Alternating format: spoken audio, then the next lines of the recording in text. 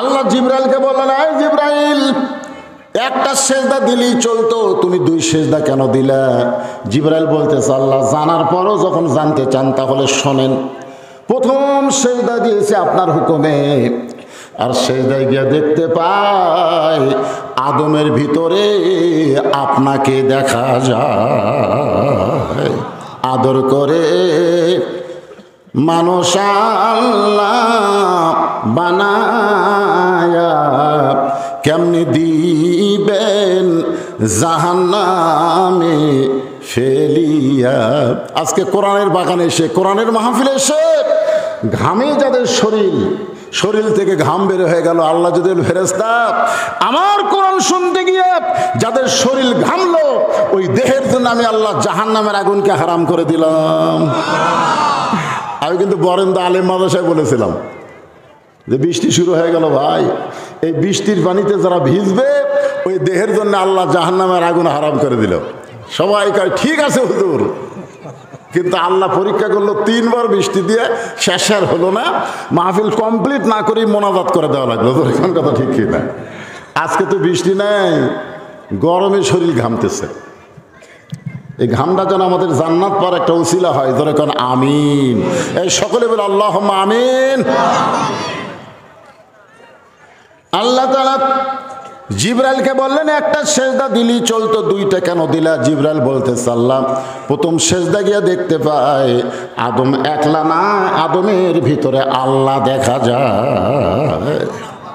সে আদমকে আল্লাহ তাআলা তৈরি করে ফেরেশতাদের সেজদা নিয়ে জান্নাতের মধ্যে রাখলেন। জোরে বলেন কোথায় রাখলেন? জান্নাতের মধ্যে রাখলেন। এই দুনিয়ার 40 বছর কোন কিতাবের মধ্যে লেখছে 40 দিন, কোন কিতাবে লেখছে 40 বছর।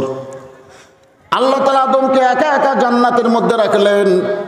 আদমের আশেপাশে কেউ ছিল না, শুধু ছিল জান্নাতি নাজ নিয়ামত, সব কিছু আছে। তারপর আদম আলাইহিস সালাম একা। একসময় আদম আলাইহিস সালাম জান্নাতের সব কিছু দেখে আর একটা গান গায়, একা একা কেন ভালো লাগে না, কোনো কাজে মন যেন বসে না, আমার কি হতে কি হইয়া গেল, আমি নিজেও তো কিছু বুঝি না।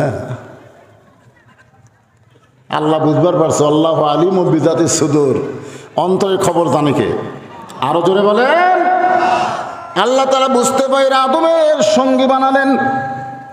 এই সঙ্গীটা কিন্তু জান্নাতের হুর দিবার পারতেন। আদম আলাইহিস সালামকে আল্লাহ বউ হিসাবে জান্নাতের হুর দিবার পারতেন, কিন্তু জান্নাতের হুর না দিয়া আদমকে আল্লাহ একটা ঘুম দিলেন। ওই ঘুমের মধ্যে আদম নবী যখন অবচেতন, এমন সময় আল্লাহ তাআলা অপারেশন করে তার দেহের বাম পাঁজর দিয়া একটা হাড় নিয়া আল্লাহ তাআলা আমাদের মা হাওয়াকে সৃষ্টি করলে। এখন আপনারা বলেন বউ সুন্দর না হুর সুন্দর? এ ওয়াজ শোনার পরেও হুর সুন্দর? দোয়া করে আল্লাহ জান্নাত যেন একটা হুর পায়, জান্নাতে যেন একটা হুর পায়। বউ মোনাজাত শুনি কে রে?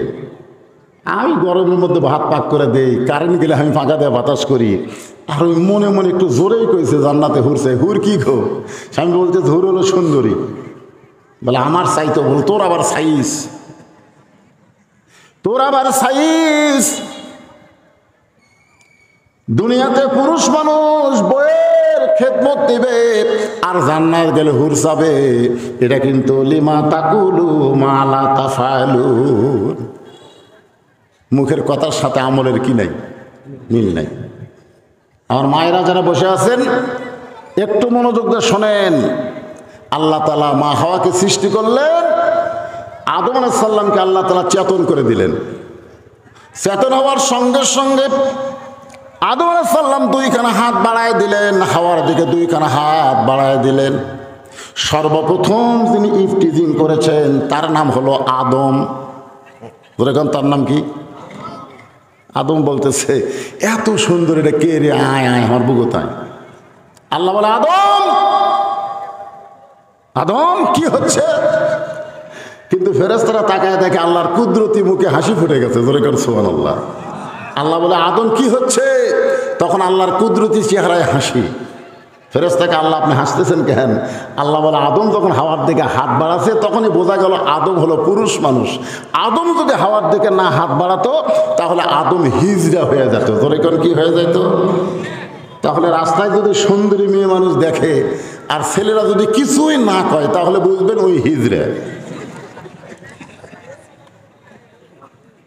আর যদি সুন্দরী মেয়ে দেখে বলে সুন্দর নারী দেখলে পরে আমার দিল দেওয়ানা করে ওলে ওলে ওলে, তাহলে বুঝবেন ওই পুরুষ। সুবহানাল্লাহ কন না কেন? আপনারা বলেন তো সুন্দরী মেয়ে রাস্তায় দেখলে আপনাদের মন কিছুই কয় না? কথা কন না কেন? কিছু কয় কি কয় না? যদি কিছু কিছু বলে তাহলে বুঝবেন আপনি পুরুষ মানুষ। আর যদি কিছু না বলে তাহলে বুঝবেন আপনার মধ্যে পুরুষত্ব নাই। আল্লাহ বলেন আদম তোমার জন্য হাওয়াকে আমি সৃষ্টি করেছি। আজকে তুমি শুনে, মাইকটা এরকম হলো কেন? আগে তো ভালোই আছিল। তোমার জন্যে আদমকে হাওয়াকে আমি সৃষ্টি করেছি, আজকে শুনে নাও। আল্লাহর জন্য আদম আর আদমের জন্যে হাওয়া। মাইক এরকম চেয়ার চেয়ার করতেছে, এরা কি অবায়টা নাই নাকি? হ্যাঁ, এই যে চেয়ার চেয়ার করতেছে, এই জায়গায় কিন্তু মূল পয়েন্ট। আল্লাহর জন্য কে? আদম। আদম আদম বোঝেন পুরুষ মানুষ। আল্লাহর জন্য কে? আদম। আর আদমের জন্য হাওয়া। হাওয়া কিন্তু আল্লাহর জন্য নয়, হাওয়া হলেন আদম পুরুষের জন্য। আজকে আমাদের বাংলাদেশের অবস্থা কি? নারীর জন্য পুরুষ না পুরুষের জন্য নারী? কথা কয় না। নারীর জন্য পুরুষ না পুরুষের জন্য নারী? আজকে অনেক বউ মার্কেটে গিয়া স্বামীর জন্য পাঞ্জাবির কাপড় কিনে, শার্টের কাপড় কিনে। বউ মার্কেট করে আর স্বামী বাড়িতে ঘুম পাড়ে। একটু মনোযোগ দিয়ে শোনেন ভাই যান। আল্লাহ তাআলা ঘোষণা করলেন আদম আজকে তোমাকে জানাই দিলাম আল্লাহর জন্য আদম আর আদমের জন্য হাওয়া। সঙ্গে সঙ্গে আল্লাহ বললেন ওয়ালা তাকরাবা হাযিহিশ শাজারাতা ফাতাকুনা মিনাজ জালিমিন। 40 বছর আদম ছিল, এই কথা আল্লাহ কখনো বলেনি যে ওই গাছের কাছে যাও না। কিন্তু যে হাওয়াকে সৃষ্টি করা হলো তখনই আল্লাহ বললেন সব গাছের কাছে যাও, খালি ওই গাছের কাছে যাও না। কি বুঝলেন? এতদিন কিন্তু আল্লাহ আদমকে বলেনি যে ওই গাছের কাছে যাও না, কিন্তু যে হাওয়াকে বানানো হলো তখন আল্লাহ বললেন ওই গাছের কাছে যাও না। আদম আলাইহিস সালাম আল্লাহকে বলেন আল্লাহ যাব না, যাব না আল্লাহ, ওই গাছের কাছে যাব না। কিন্তু হাওয়া কিছুই কয় না। আদম বলে কে রে হাওয়া, আল্লাহ বলতেছে গাছের কাছে যাও না, বলো যে যাব না। হ্যাঁ বলতেছে আপনিও যা আমিও তাই। আপনার বলেন তার মধ্যে পেঁয়াজ আছে না নাই? এজরকার আছে না নাই? আল্লাহ রাসূল বলেছেন, রাসূলের হাদিস, মেয়েদেরকে কোনো ব্যাপারে নিষিদ্ধ করা হলে তার প্রতি মেয়েদের আকর্ষণ বাড়ে। মেয়েদেরকে যদি বলেন পর্দার মধ্যে থাকো, ওই বেপর্দা হওয়ার চেষ্টা করবে। মেয়েদেরকে যদি বলেন এটা করো না, সঙ্গে সঙ্গে এটা করার জন্য বাধ্য হয়ে যাবে। একটা গোপন কথা যদি বউকে বলেন যে কথা যেন প্রকাশ করো না, এটা প্রকাশ করলে কিন্তু আমার ক্ষতি হবে, বউ বলতেছে আল্লাহর শপথ আমি কাউরি কমো না।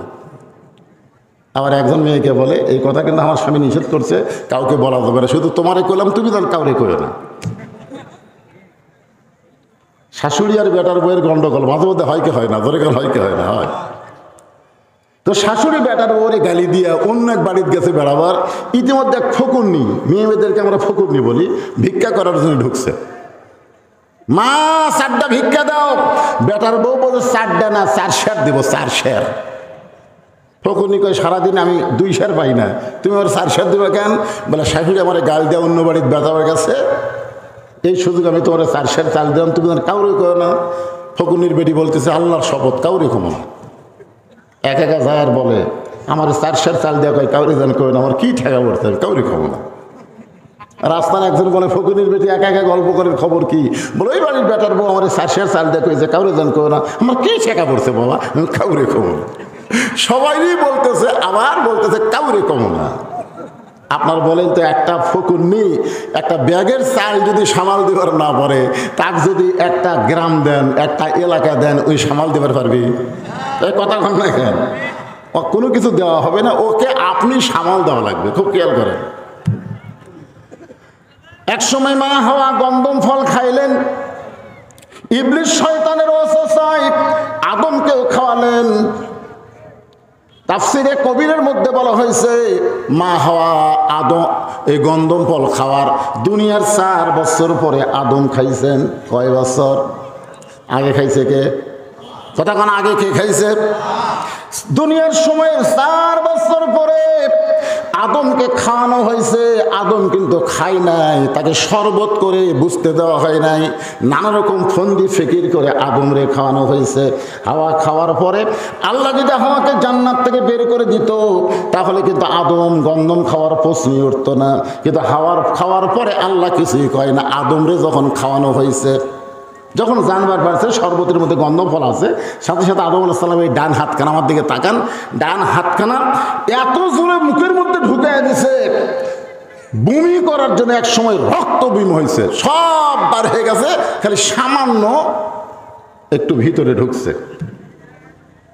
আল্লাহ বলে আদম জান্নাত থেকে বের হয়ে যা, জান্নাত থেকে বের হয়ে যা। আদম বলতেছে আল্লাহ আমার তো কোনো দোষ নাই। আল্লাহ বলে তোমার আসলেই দোষ নেই, তুমি গন্ধম ফল দেখে হাওয়ার হাতে দৌড়াদৌড়ি করছো, তোমাকে যখন ফল খাওয়ার পারেনি তখন শরবত করে খাওয়াইছে, তোমার কোনো দোষ নাই, এটা আমিও জানি। আদম বলে তাহলে আমাকে বার করে দিবেন কেন?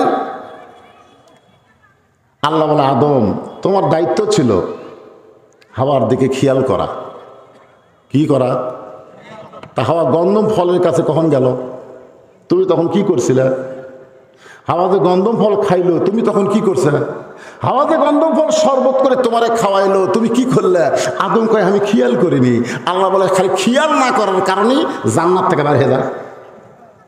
তা আজকে আপনার বউ কি করতেছে আপনার খেয়াল করার দরকার আছে না? এই কথা কেন আছে না? ও আপনার বউ স্টার জলসা দেখবে, আপনি খেয়াল করবেন না? আপনার বউ গোটা পাড়া ঘুরবে, আপনি খেয়াল করবেন না? শুধুমাত্র মা হাওয়াকে খেয়াল না করার কারণে আদমকে আল্লাহ যদি জান্নাত থেকে বের করে দেয়, আমরা যদি আমাদের বউ মেয়ের দিকে খেয়াল না করি, আমাদেরকে আল্লাহ জান্নাত দিবে না। জোরে কর কথা ঠিক? খেয়াল করার দরকার আছে না নাই? যারা পর্দার মধ্যে বসে ওয়াজ শুনতেছে, আমাকে তো আমার অত্যন্ত স্নেহের মহব্বতের ইব্রাহিম বলেছে, হুজুর সব জায়গায় কি ওয়াজ করলেন জানি না, কিন্তু ঝাঁঝরায় মেয়ে মানুষের ওয়াজ বেশি করা লাগবে। ঝাঁঝরাতে মেয়ে ঠিক হলে গোটা এলাকার লোক ঠিক হয়ে যাবে। আমার মা বোনদের জন্য কিছু ওয়াজ করার দরকার আছে না নাই? দরকার আছে না? মা ঠিক, সন্তান ঠিক, আর স্বামী ঠিক, তাহলে বউ ঠিক। আল্লাহ রাসূল বলেছেন দায়ুস লা ইয়াদখুলুল জান্নাত, দায়ুস কোনদিন জান্নাতে যাবে না। সাহাবারা বললেন ইয়া রাসূলুল্লাহ দায়ুস কোন নারী? রাসূল বললেন দায়ুস কোন নারী না, দায়ুস হলো ওই সকল পুরুষ মানুষ যাদের অধীনে নারীরা পর্দা করে না। এখন বলেন আমার অধীনে কিছু নারী আছে না নাই? এজরখান আছে না নাই? কেউ না থাকলেও বউ আছে। আপনার সত্যি করে বলেন তো, বউ আপনার অধীনে আছে না আপনি বউয়ের অধীনে আছেন? কথা কয় না কেন? আপনারা বউয়ের অধীনে আছেন। মা বোনদের ওয়াজ করবো রে মরদ মানুষ, ভালো করে শোনেন, কথাটা ক্লিয়ার করে বলেন, আপনি বউয়ের অধীনে না বউ আপনার অধীনে? যদি আপনি বউয়ের অধীনে থাকেন, মা বোনদের ওয়াজ করে কোনো লাভ নাই। এই মায়েরা কোথায় আছে? একটা কথা কবেন না। আমি এক ওয়াজে বলছি, মেয়েরা জোরে কথা বললে ওই কথা যদি পুরুষ মানুষ শুনতে পায় তাহলে পর্দার খেলাফ হয়। আপনার বলেন কথাকে আমি ভুল কইছি না ঠিক কইছি? ইতিমধ্যে মেয়েদের মধ্যে একটা চিঠি দিছে আমার কাছে। চিঠির মধ্যে একজন মেয়ে লিখছে, হুজুর মেয়েদের কথা শুনলে যদি পুরুষের পর্দার খেলাফ হয়, মেয়েদের পর্দার খেলাফ হয়, তাহলে প্রধানমন্ত্রী যখন ভাষণ দেয় এই ভাষণ শোনা কি? আমি চিন্তায় পড়ে গেলাম, ওরে বাবা রে, এমন প্রশ্ন করছে। কারণ বাংলাদেশের প্রধানমন্ত্রী পুরুষ না নারী? জোরে খান তাহলে মেয়েরা জোরে কথা বললে যদি পর্দার খেলাফ হয়, প্রধানমন্ত্রী সবার উদ্দেশ্যে ভাষণ দেয়, তাহলে মরদ মানুষকে ভাষণ শোনা জায়েজ? আমি যদি বলি জায়েজ না, তা আমাকে আর নাম বেদ দিবি? এখানে অনেক চামচা আছে, মোবাইল করবি পুলিশের কাছে, তাড়াতাড়ি আসেন, একেবারে সারা হেলে দিছে। আমি চিন্তা করলাম এই প্রশ্নের উত্তর আমি কেমনে দিব। এমন সময় আল্লাহর কোরআন আমার সামনে এসে বললেন, উদউ ইলা সাবিলি রাব্বিকা বিল হিকমা। ডাইরেক্ট যদি বলবার না পারো, তাহলে হিকমতের সাথে জনগণকে বলে দাও। আপনার বলেন তো কোরআনে হিকমত আছে না নাই? আমি হিকমত নিয়ে আপনাদের সামনে আমার মা বোনদেরকে নিয়ে কথা বলবো। আমার মায়েরা একটু মনোযোগ দেন। প্রত্যেক জুমার দিনে স্থানে খুতবায় ইমাম সাহেব মুসল্লিদের সামনে আরবিতে কথাগুলো বলে। আমরা অনেক মানুষ আরবি বুঝি না বলে বুঝবার পারি না। আরবিতে কিন্তু বলে সাইদাতুন নিসাই আহলেল জান্নাহ ফাতেমাতুজ যোহরা, জান্নাতি নারীদের যিনি নেত্রী হবেন তার নাম হইল ফাতেমা।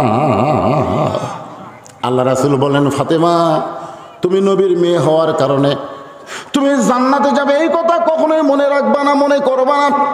নবীর মেয়ে হওয়ার কারণে আল্লাহ তোমাকে জান্নাত দেবে না। জান্নাতে যদি যাবার চাও, তাহলে জান্নাতের আমল করে তোমাকে জান্নাতে যেতে হবে। ফাতিমা বললেন, বাবা মেয়েরা জান্নাতে গেলে কি আমল করা লাগবে? আল্লাহ রাসূল বললেন, আমল বেশি না।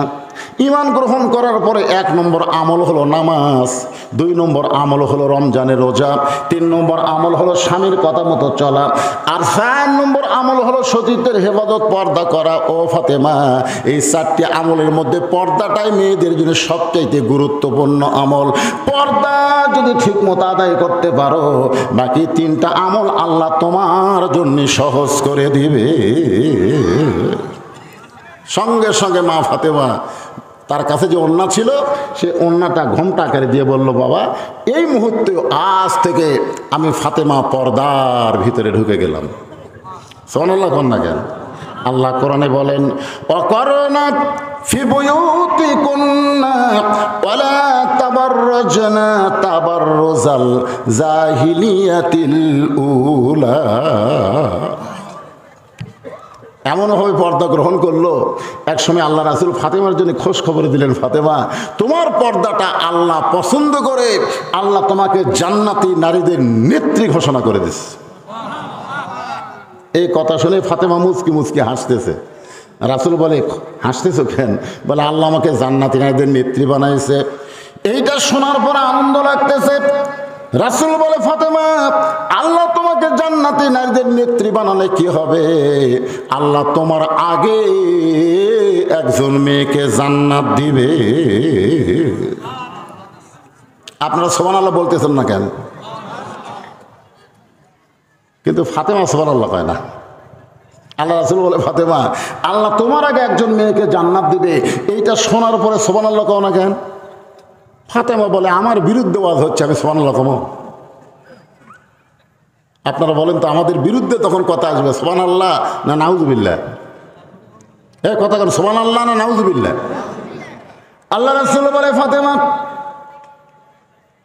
তোমাকে আল্লাহ জান্নাতের নেত্রী বানাবে, এটা ঠিক, কিন্তু তোমার আগে একজন মেয়েকে জান্নাত দিয়ে। ফাতেমা বলে, বাবা যে মেয়েটা আমার আগে জান্নাতে যাবে, ওই মেয়েটার পরিচয় কি?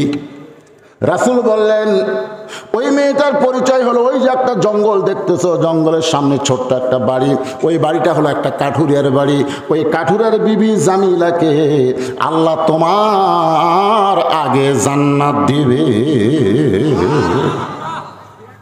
আপনার সুবহানাল্লাহ কইলো, ফাতেমা সুবহানাল্লাহ কয় না। ফাতেমা একটু মন খারাপ করে বলে, বাবা সাধারণ একটা কাঠুরিয়ার বউ জামিলা, আমি ফাতেমার আগে জান্নাতে যাবে এমন কি আমল করলো যে আমলটা আমিও করতে চাই? রাসূল বলেন, ফাতেমা কাঠুরিয়ার বউ জামিলা কি আমল করছে এটা আমি বলতে পারবো না, এটা তোমাকে তদন্ত করে জানতে হবে। এটা আমি বলতে পারবো না, এটা তদন্ত করা লাগবে। ধরে কোন কি করা লাগবে? পরের দিন আসরের নামাজের পথে ফাতেমা চুপি চুপি ওই কাঠুরার বাড়ির দিকে রওনা দিলেন। আমার মায়েরা যারা আছে একটু মনোযোগ দিয়ে শোনেন, আপনারা বলে আপনাদের ওয়াজ শুনবেন, একটু মনোযোগ দিয়ে শোনেন। চুপি চুপি ফাতেমা কাঠুরার বাড়ির দিকে রওনা দিলেন। মেয়েরা যখন রাস্তা দিয়ে যাবে, মেয়েদের চলার গতি আর পুরুষরা যাবে, পুরুষের চলার গতি কিন্তু এক না। একটা পুরুষ যদি আস্তে ধীরে হাঁটে, সবাই বলে তুই কি মেয়ে মানুষ নাকি রে, মরদের মতন হাঁট, ধরে কোন কথা ঠিক কিনা। মরদ হাঁটবে হাত ঝুলাইয়া ঝুলাইয়া, সবাই বুঝবে একটা মরদ মানুষ। হাঁটা দিকে কয় তোর হাঁটা তো হিজড়ার মতো রে, এইরকম হাঁটিস কে। কিন্তু মহিলা যখন রাস্তা দিয়ে যাবে, ওই মেয়েটা জোরে যাবার পারবে না, ধীর গতিতে পর্দার ভিতর দিয়ে তাকে চলতে হবে। ফাতেমা ধীরে ধীরে পর্দা নিয়ে ওই জামিলার বাড়ির দরজায়, কাঠুরের বাড়ির দরজায়, ও জামিলা, আমি তোমার সঙ্গে দেখা করতে চাই, মেহেরবানি করে একটু দরজা খোলো, আমি হলাম নবীর মেয়ে ফাতেমা। সঙ্গে সঙ্গে জামিলার দরজা এসে কাঁদতেছে। ফাতেমা বলে, জামিলা, তোমার সঙ্গে দেখা করতে আসলাম, তুমি দরজার ওই পারে কান্দো কেন? জামিলা বলতেছে, আমার সারা জীবনের সাধনা নবীর মেয়ে ফাতেমাকে একটা নজর আমি দেখতে চাই। ফাতেমা বললেন, তাহলে কান্দার দরকার নাই, দরজা খুললি আমার সঙ্গে তোমার দেখা হবে।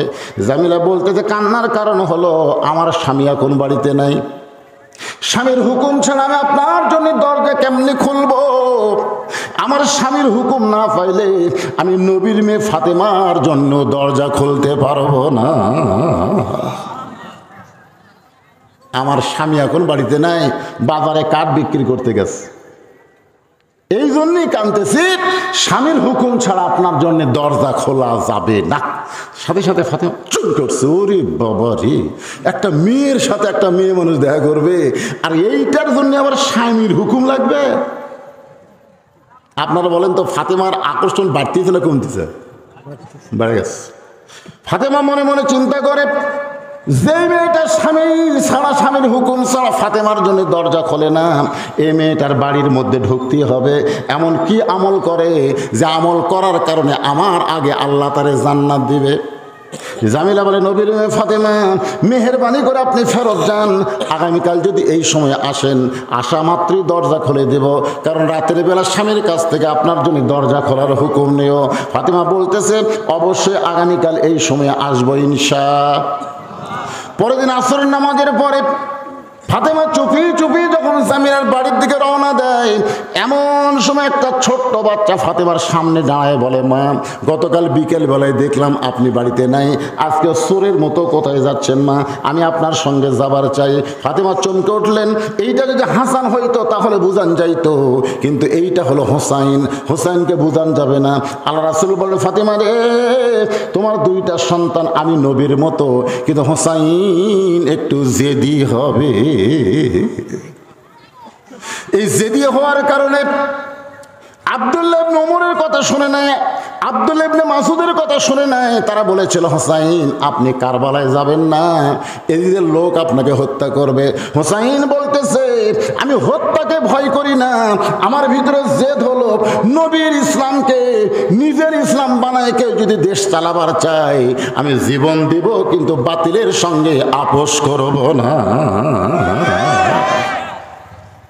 আবু বকর রাদিয়াল্লাহু দুনিয়া থেকে চলে গেল, তার আব্দুর রহমানকে খলিফা বানাই নাই। উমর ফারুক দুনিয়া থেকে চলে গেল, তার আব্দুল্লাহ ইবনে উমরকে চেয়ারে বসান নাই। ওসমান চলে গেছে, তার সন্তানকেও চেয়ার দেয় নাই। আমার বাবা চলে গেল, আমার বাবা আমাদের দুই ভাইকে কোনোদিন চেয়ারে বসায় নাই। আর আমিরা মুয়াবিয়া চলে যাওয়ার আগেই তার সন্তান ইয়াজিদকে রাষ্ট্রযন্ত্র দিবে, চলবে না, খিলাফত কায়েম হবে, রাজতন্ত্রের কবর দেওয়া লাগবে। জোরে কোন কথা ঠিক কিনা? জেদ করে চলে গেলেন। এই জন্য একটু জেদি। ফাতেমা দেখতেছে, হাসান হলে বুঝান যাইতো, কিন্তু আরে তো বুঝান কঠিন। এখন কি করবে ফাতেমা?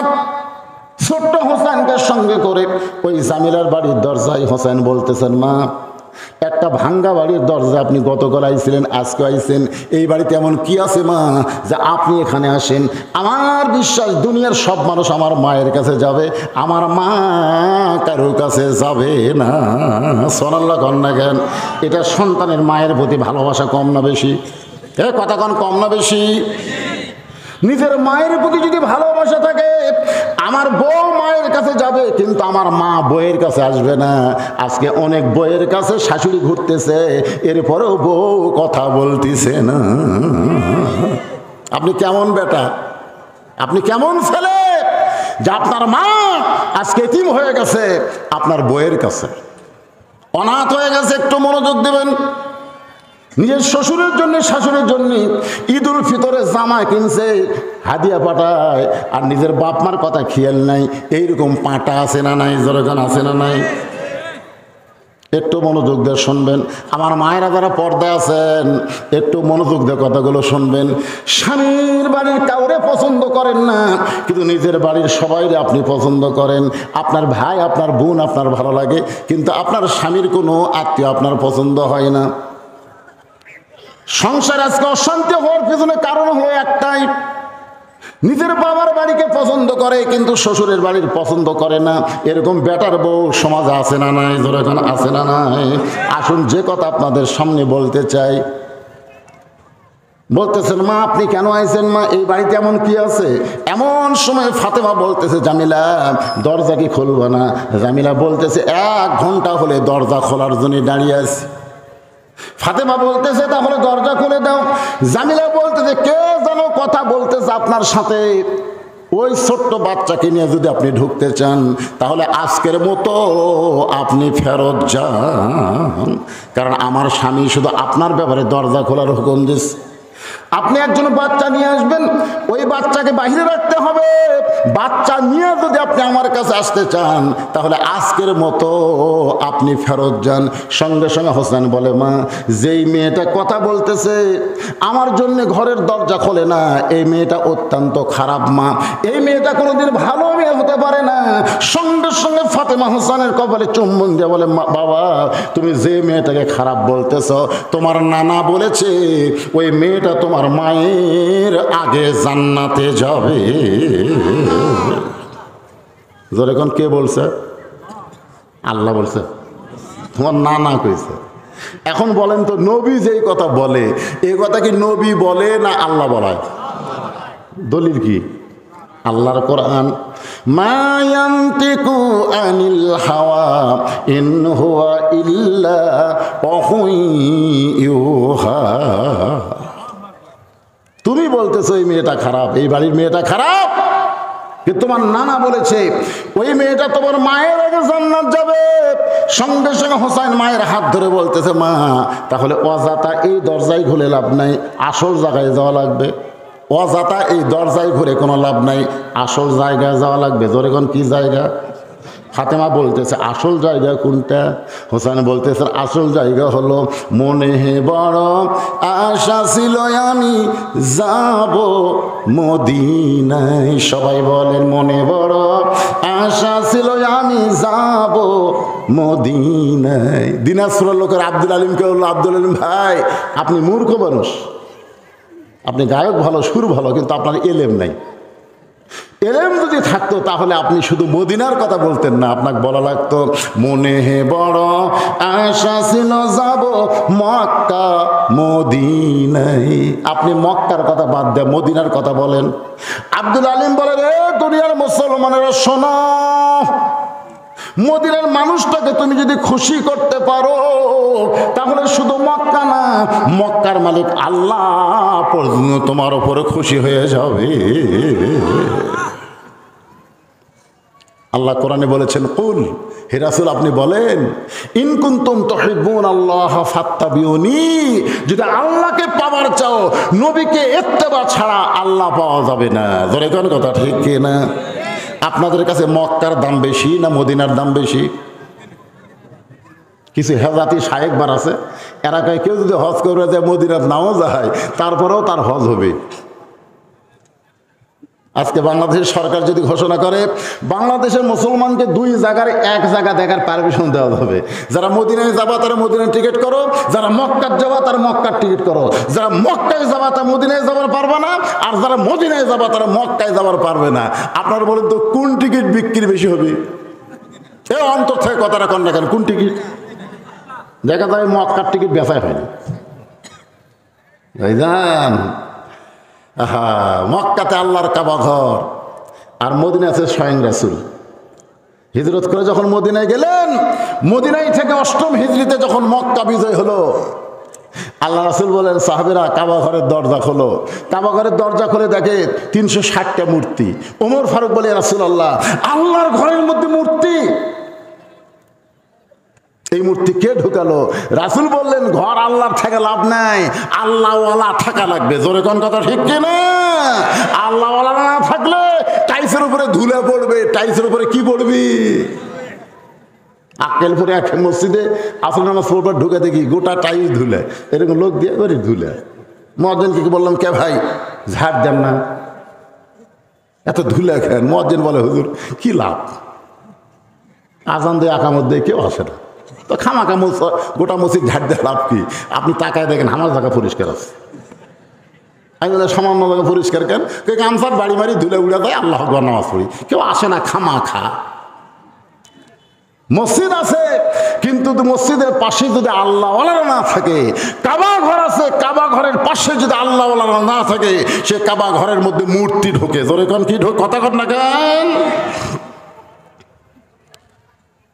একটু মনোযোগ দেবেন। হোসেন বলে, মা তাহলে কাঠুরের বইয়ের দরজায় ঘোরার দরকার নাই, আসল জায়গায় যেতে হবে। এ বলে মায়ের হাতটা ধরে টেনে টেনে নিয়ে গেলেন আল্লাহর নবীর কাছে। রাসূল বলে, ফাতেমা তোর হাতটা ধরে আমার কাছে ও কেন নিয়ে আইছে? ফাতেমা বলতেছে, বাবা আমার কোনো দোষ নাই, বাবা আমার কোনো দোষ নাই। আমি একদিন গেছি স্বামীর হুকুম ছাড়া, দরজা খোলে নাই।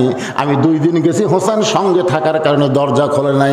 দরকার হোসেনকে বাদ দিয়ে আমি আবার যাব, কিন্তু এই হোসেন আসল জায়গার কথা বলে তোমার কাছে আমার টেনে নিয়ে আসলো। বাবা আমার কোনো দোষ নাই। রাসূল বলে, হোসাইন তোমার মাকে আমার কাছে কেন নিয়ে আইছো? হোসাইন দৌড়ে গিয়া নানার হাত ধরে বলে, নানা ছোটবেলায় তোমার মাকে হারাইছো, নানা তুমি আমার মারে চিনো না, তোমার মা কেমন ছিল আমি জানি না, তবে আমার মাকে তুমি চিনো না। যদি চিনতে না তাহলে একটা কাঠুরার বইয়ের দরজায় আমার মাকে তুমি কোনোদিন পাঠাতা না। সুবহানাল্লাহ কেন? আপনারা বলেন তো, হোসেনের মাকে আল্লাহ নবী চিনে গেছিলেন না? এজরখান সিরিকে চিনে না, কিন্তু হোসেন বলে, না না তুমি আমার মারে চিনো না। যদি চিনতে পারতাম তাহলে সাধারণ একটা কাঠুরার বইয়ের দরজায় আমার মাকে তুমি পাঠাইতা না। নানা গো, দুনিয়ার সব খবর আগে আল্লাহ তোমাকে দেয়, তোমাকে খবর না দিয়া আল্লাহ অন্য কাউরে খবর দেয় না। এই কথা বলতে গিয়ে কিন্তু তাহিরি সাহেব কইছে, আল্লাহর ধন নবী নিয়া আল্লাহ আছে গায়েব হইয়া, নবীর ধন খাজা নিয়া শুয়া আছে আজমিহিরে, কেউ ফিরে না খালি হাতে, খাজারে তোর দরবারেতে। তাহিরি যদি শুধু বলতো আল্লাহর ধন নবী নিয়া আল্লাহ আছে গায়েব হইয়া, কথা 100 ভাগ সত্য। কারণ আল্লাহ প্রকাশ না, আল্লাহ হলো গায়েব। আর আল্লাহর সব কিছু নিয়ামত আল্লাহ আমার নবীকে দান করেছে। এই পর্যন্ত কিন্তু ঠিক আছে, কিন্তু এর পরের লাইন হলো, নবীর ধন খাজা নিয়া, নবীর ধন শুধু খাজা নিবে কেন? আল উলামা ওয়ারাসাতুল আম্বিয়া, সমস্ত আলেমরাই হলো নবীর ওয়ারিস। সে আলেমরা আপনাদের কি শিখায়? ইয়াকা নাবুদু ওয়া ইয়াকা নাস্তাইন, একমাত্র চাইতে হবে পাইতে হবে কার কাছে? জবান খুলে বলেন কার কাছে? খাজা বাবার দরবারেতে কেউ ফিরে না খালি হাতে। এই গানটা হলো শিরকি গান। জোরে কোন কি গান? আপনারা কার কাছে যাবেন? তেনা ফিরের কাছে? তো গাছও তো অত তেনা বান্ধা কেন? আচ্ছা, এত তেনা তেনা গাছের ডালে ডালে আপনারা তেনা বাঁধলেন কেন? আপনারা বলেন ওই গাছ কি আছে? আছে? ওই গাছ কেউ যদি কাটতে পারেন, বদর যুদ্ধের সওয়াব আল্লাহ দান করে দেবে। বদর যুদ্ধের সওয়াব, বদর যুদ্ধে বিজয় হওয়ার কারণে মুসলমান ইসলাম বুঝেছে, কাফের বেঈমানেরও বুঝেছে আল্লাহ কি। জোরে কোন কথা ঠিক কিনা? শিরক মারাত্মক পাপ। তেনা কিছু করতে পারে না, যা কিছু করে কে?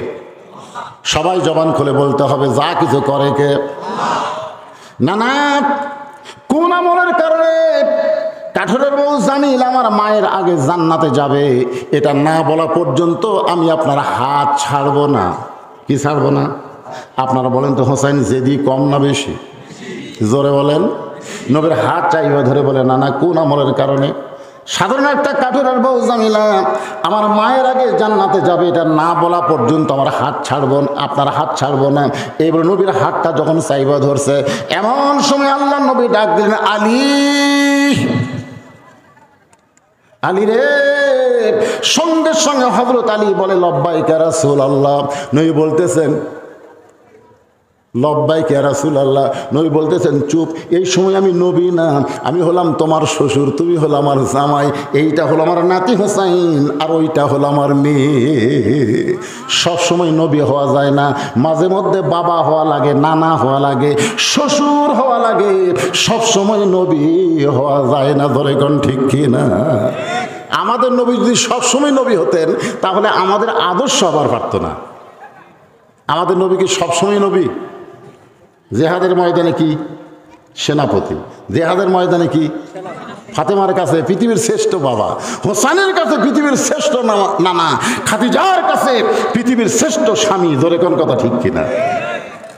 সাহাবেদের কাছে পৃথিবীর শ্রেষ্ঠ নেতা। মানে নবী যে দিকে যাবেন সব দিক দিয়ে কয় নম্বর? 1 নম্বর। গরিবের কাছে নবীর চাইতে গরিব কেউ নাই, ধনীর কাছে নবীর চাইতে বড় ধনী কেউ নাই। এই জন্য আল্লাহ কোরআনে বলেছেন লাকাদ কানা লাকুম ফি রাসূলিল্লাহি উসওয়াতুন হাসানা।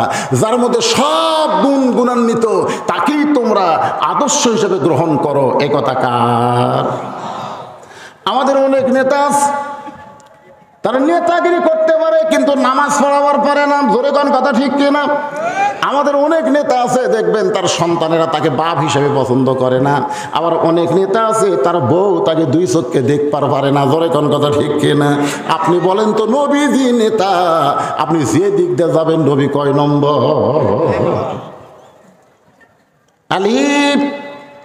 কোন আমলের কারণে একটা কাঠুরের বউ জামিলা হোসেনের মা ফাতিমার আগে জান্নাতে যাবে এইটা তোমাকে একটু বলা লাগবে।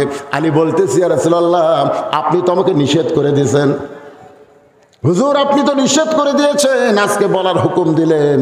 আলী বলতে তোর বেটা যেভাবে আমার হাত ধরছে আজকে হুকুম না দিলে তো আমার রক্ষা নাই। জোরে কোন সুবহানাল্লাহ। সঙ্গে সঙ্গে আলী বলতেছে ও ফাতেমা কোন আমলের কারণে একটা কাঠুরের বউ জামিলা তোমার আগে জান্নাতে যাবে এর যদি শুনবার চাও তাহলে তোমাকে ধৈর্য ধারণ করা লাগবে। কারণ মেয়েদের চরিত্র হলো এক মেয়ের কাছে আর এক মেয়ের সৌন্দর্য, আর এক মেয়ের সৌন্দর্য আর এক মেয়ের ভালো বলা যায়। বিশ্বাস যদি না করেন তাহলে আপনার বইয়ের সামনে একদিন হুরের কথা বলে দেখবেন। করছেন কোনোদিন? আপনি যে জান্নাতে হুর পাবেন এই গল্প কোনোদিন বইয়ের কাছে করছেন? কথা কয় না রে, করছেন কোনোদিন? আপনার বউ কত ভালো একদিন গল্প করে দেখবেন।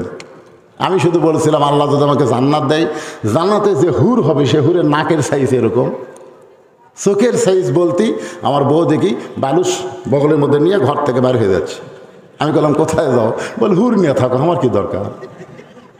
আমি সেই দিন বুঝি ভাই নিজের বইয়ের কাছে হুরের গল্প করারও কোনো সুযোগ কথা কন না কেন? আপনার বইয়ের কাছে আপনার বইয়ের গুণের তারিফ করে দেখবেন, রাগ করবে।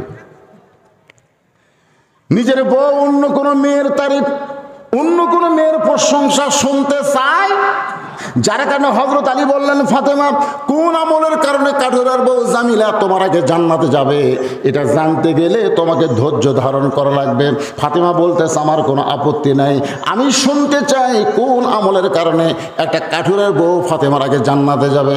আল্লাহ রাসূল বললেন ফাতেমা তাহলে শোনো, তোমার কি মনে আছে? একটু মনোযোগ দাও।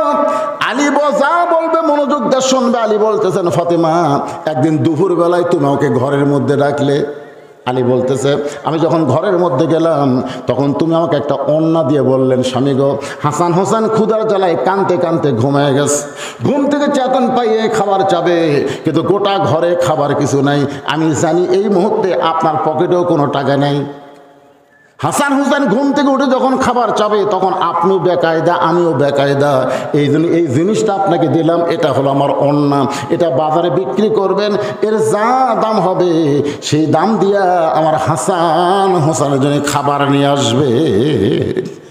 আলী বলতে যে ফাতেমা তুমি আমাকে ওড়না দেওয়ার পরে আমি তোমার ওড়না পকেটের মধ্যে নিয়ে বাজারে গেলাম, পকেটের মধ্যে নিয়ে বাজারে গেলাম, কারণ ফাতেমার ওন্না স্বামী নিয়ে বাজারে ঘুরতেছে, মনটা খালি বারবার বলতেছে ওন্না বের করে যদি বিক্রি করবার চাই, আর খরিদ্দার যদি বলে আলী এই ওন্নাটা কার, আমি যদি বলি আমার বইয়ের, তখনই খরিদ্দার চিন্তা করবে যে পুরুষ মানুষ বইয়ের জিনিস বেচা খায়, এই পুরুষ হলো দুর্বল পুরুষ। জোরে কোন কি পুরুষ?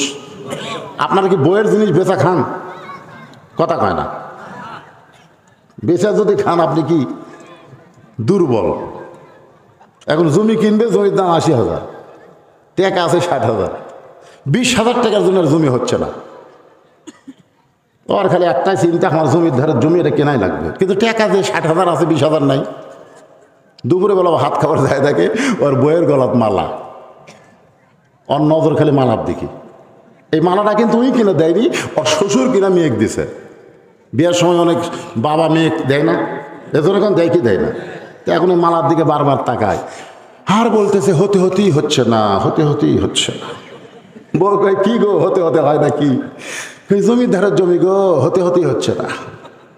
৬০,০০০ টাকা আছে, জমির দাম ৮০,০০০, ২০,০০০ টাকা কোথায় পাই? বউ বলতে ধৈর্য ধরো, ইন্নাল্লাহ মা'আস সাবিরিন, ধৈর্যশীলদের সঙ্গে আল্লাহ আছে। এ বছর হবি না সামনে বছর হবি। স্বামী বলতে তোর বাপের জমি, তোর বাপে, আমার জমি ১ বছর থুবি। বউ বলতেছে তাহলে আমার উপর খেপেন কেন? বলে খেপার কারণ হলো তুই একটু দয়া করলি, একটু দয়া করলি আমার জায়গাটা হয়।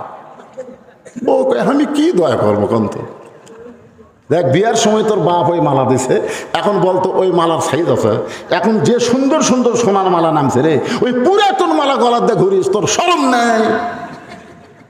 ওই মালাটা খেলে আমাকে দে, ওটা বেচে ২০,০০০ টাকা হবে, জমিটা কেনা হবে। আল্লাহর শপথ করে বলতেছে ভাত খাতে খাতে আগামী বছর এক ডবল সোনার মালা তোকে যদি আমি না দিই, হ্যাঁ মুসলমানের বাচ্চাই লই। এমন কথা বলছে। এখানে বউ গলার মালা খুলে স্বামীকে দিছে, যাও ডবল দিবে, কিন্তু আল্লাহর শপথ ওই মালা বেচা জমি লিছে। মেয়েরা কিন্তু সব জায়গায় হিসাব না করলেও কত জায়গায় কিন্তু হিসাব ঠিক আছে, ধরে কারণ ঠিক কিনা? হ্যাঁ, ১ বছর পরে বল স্বামী গো, গত বছর মালা বিক্রি করে জমি নিলেন, ১ বছর হয়ে গেল, আমাকে ডবল দেওয়া লাগবে না, ওই রকম মালাই দেন। স্বামী বলতে তুমি আমার কাছে আসো, আসো আসো। যে বউ কাছে আইছে, তুমি মালা কার জন্য করবে? কত তুমি তো গলাত মালা দিবা, কে দেখবি? বদরুশি তো ওয়াজ করছে, মেয়েরা কেবলমাত্র এক ব্যক্তির জন্য সাজতে পারবে, সেই ব্যক্তি হলো তার স্বামী। স্বামী ছাড়া অন্য কারোর জন্য সাজায় জায়েজ নাই। এখন তুমি বলো, তুমি তো গলাত মালা দিয়ে ঘুরবে, ওটা কে দেখবে? তোমার স্বামী তো দেখবে। কিন্তু মালা ছাড়া যদি তোমাকে ভালো লাগে, তো মালার কি দরকার আছে রে? বউ মনে মনে আচ্ছা সিটার রে, এরকম কোন সিটার মার্কা স্বামী আছে না? দরকার আছে না? নাই, বইয়ের জিনিস বেচা খায়। হযরত আলী চিন্তায় পড়ে গেলেন, ওন্নাটা বের করে যদি বিক্রি করতে চাই, আর খরিদ্দার যদি জিজ্ঞাসা করে কার ওন্না, আমি যদি বলি আমার বইয়ের ওন্না, তাহলে খরিদ্দার মনে মনে চিন্তা করবে আলী দুর্বল পুরুষ, বইয়ের জিনিস বেচা খায়। আলী বলেন ফাতেমা রে, গোটা বাজার ঘুরতেছি, তোমার ওন্না বের করে বেচার সাহস পাই না। এমন সময় এক খরিদ্দার আমাকে সালাম দে, বলে আলী ভাই আপনি মনে হয় কিছু বিক্রি করবেন। আমাকে যখন বলতেছে আপনি মনে হয় কিছু বিক্রি করবেন, আমি আলী চমকে গেলাম। আমি বিক্রি করব কোন জিনিস, এইটা এই খরিদ্দার কেমনে করে জানে? আমি তাকায় দেখি খরিদ্দার একটা ব্যাগ বের করে ওইটা ফাঁক করে ধরে আছে। আমি পকেট থেকে ওন্না বের করে যখন ব্যাগের মধ্যে দিলাম, ওই খরিদ্দার একটা বারও ব্যাগের দিকে তাকাইলো না। আমার ৬টা দিরহাম দিয়ে খরিদ্দার কোথায় যেন চলে গেল। আলী বলতেছেন ফাতেমা, আমি ৬টা দিরহাম পাইয়া দৌড়ে খাবার দোকানে গেলাম। দোকানদারকে বললাম ভাই যে আমার হাসান হোসেন ক্ষুধার জ্বালায় কাঁদতেছে, কাঁদতে কাঁদতে ঘুমিয়ে গেছে, ঘুম থেকে উঠলেই খাবার চাবে। এই ৬টা দিরহামের যে খাবার হবে তাড়াতাড়ি আমাকে খাবার টোপলা করে দাও। আলী বলে ফাতেমা রে, দোকানদার খুব তাড়াতাড়ি করে ৬ দিরহামের খাবার যখন টোপলা করে আমার হাতে দিবার চায়, আমি ৬টা দিরহাম দিব, টোপলা খানা নিব। এমন সময় একজন সাইলকারী আমাকে বলতেছে আলী ভাই আজকে 3 দিন হলে আমার বাড়িতে কোনো খাবার নাই, যদি পারো মেহেরবানি একটু দান করো, যদি পারো মেহেরবানি একটু দান করো। আলী বলে, ফাতেমা রে, আমার মনে এত রাগ হয়ে গেল, আমি 6টা দিরহাম দিয়ে নিজের সন্তানের জন্য খাবার চাই। এমন সময় যদি কোনো সাইলকারী ফকির আমার কাছে ভিক্ষা চায়, তাহলে বলো তো আমার মনে কেমন রাগ হবে। আমি আলী রাগটা করে যখন ফকিরের দিকে তাকাইছি, এমন সময় আল্লাহর কোরআন বলতেছে, আম্মা সাইলা ফালা তানহার, আলী রে, সাইলকারীর সঙ্গে খারাপ ব্যবহার করিস না। আপনাদের কাছে আমি জানতে চাই, হযরত আলীর কাছে সন্তান বড় না আল্লাহর কোরআন বড়? জোরে কর না কেন? সন্তান বড় না আল্লাহর কোরআন বড়? আজকে আমাদের কাছে সন্তান বড় না আল্লাহর কোরআন বড়?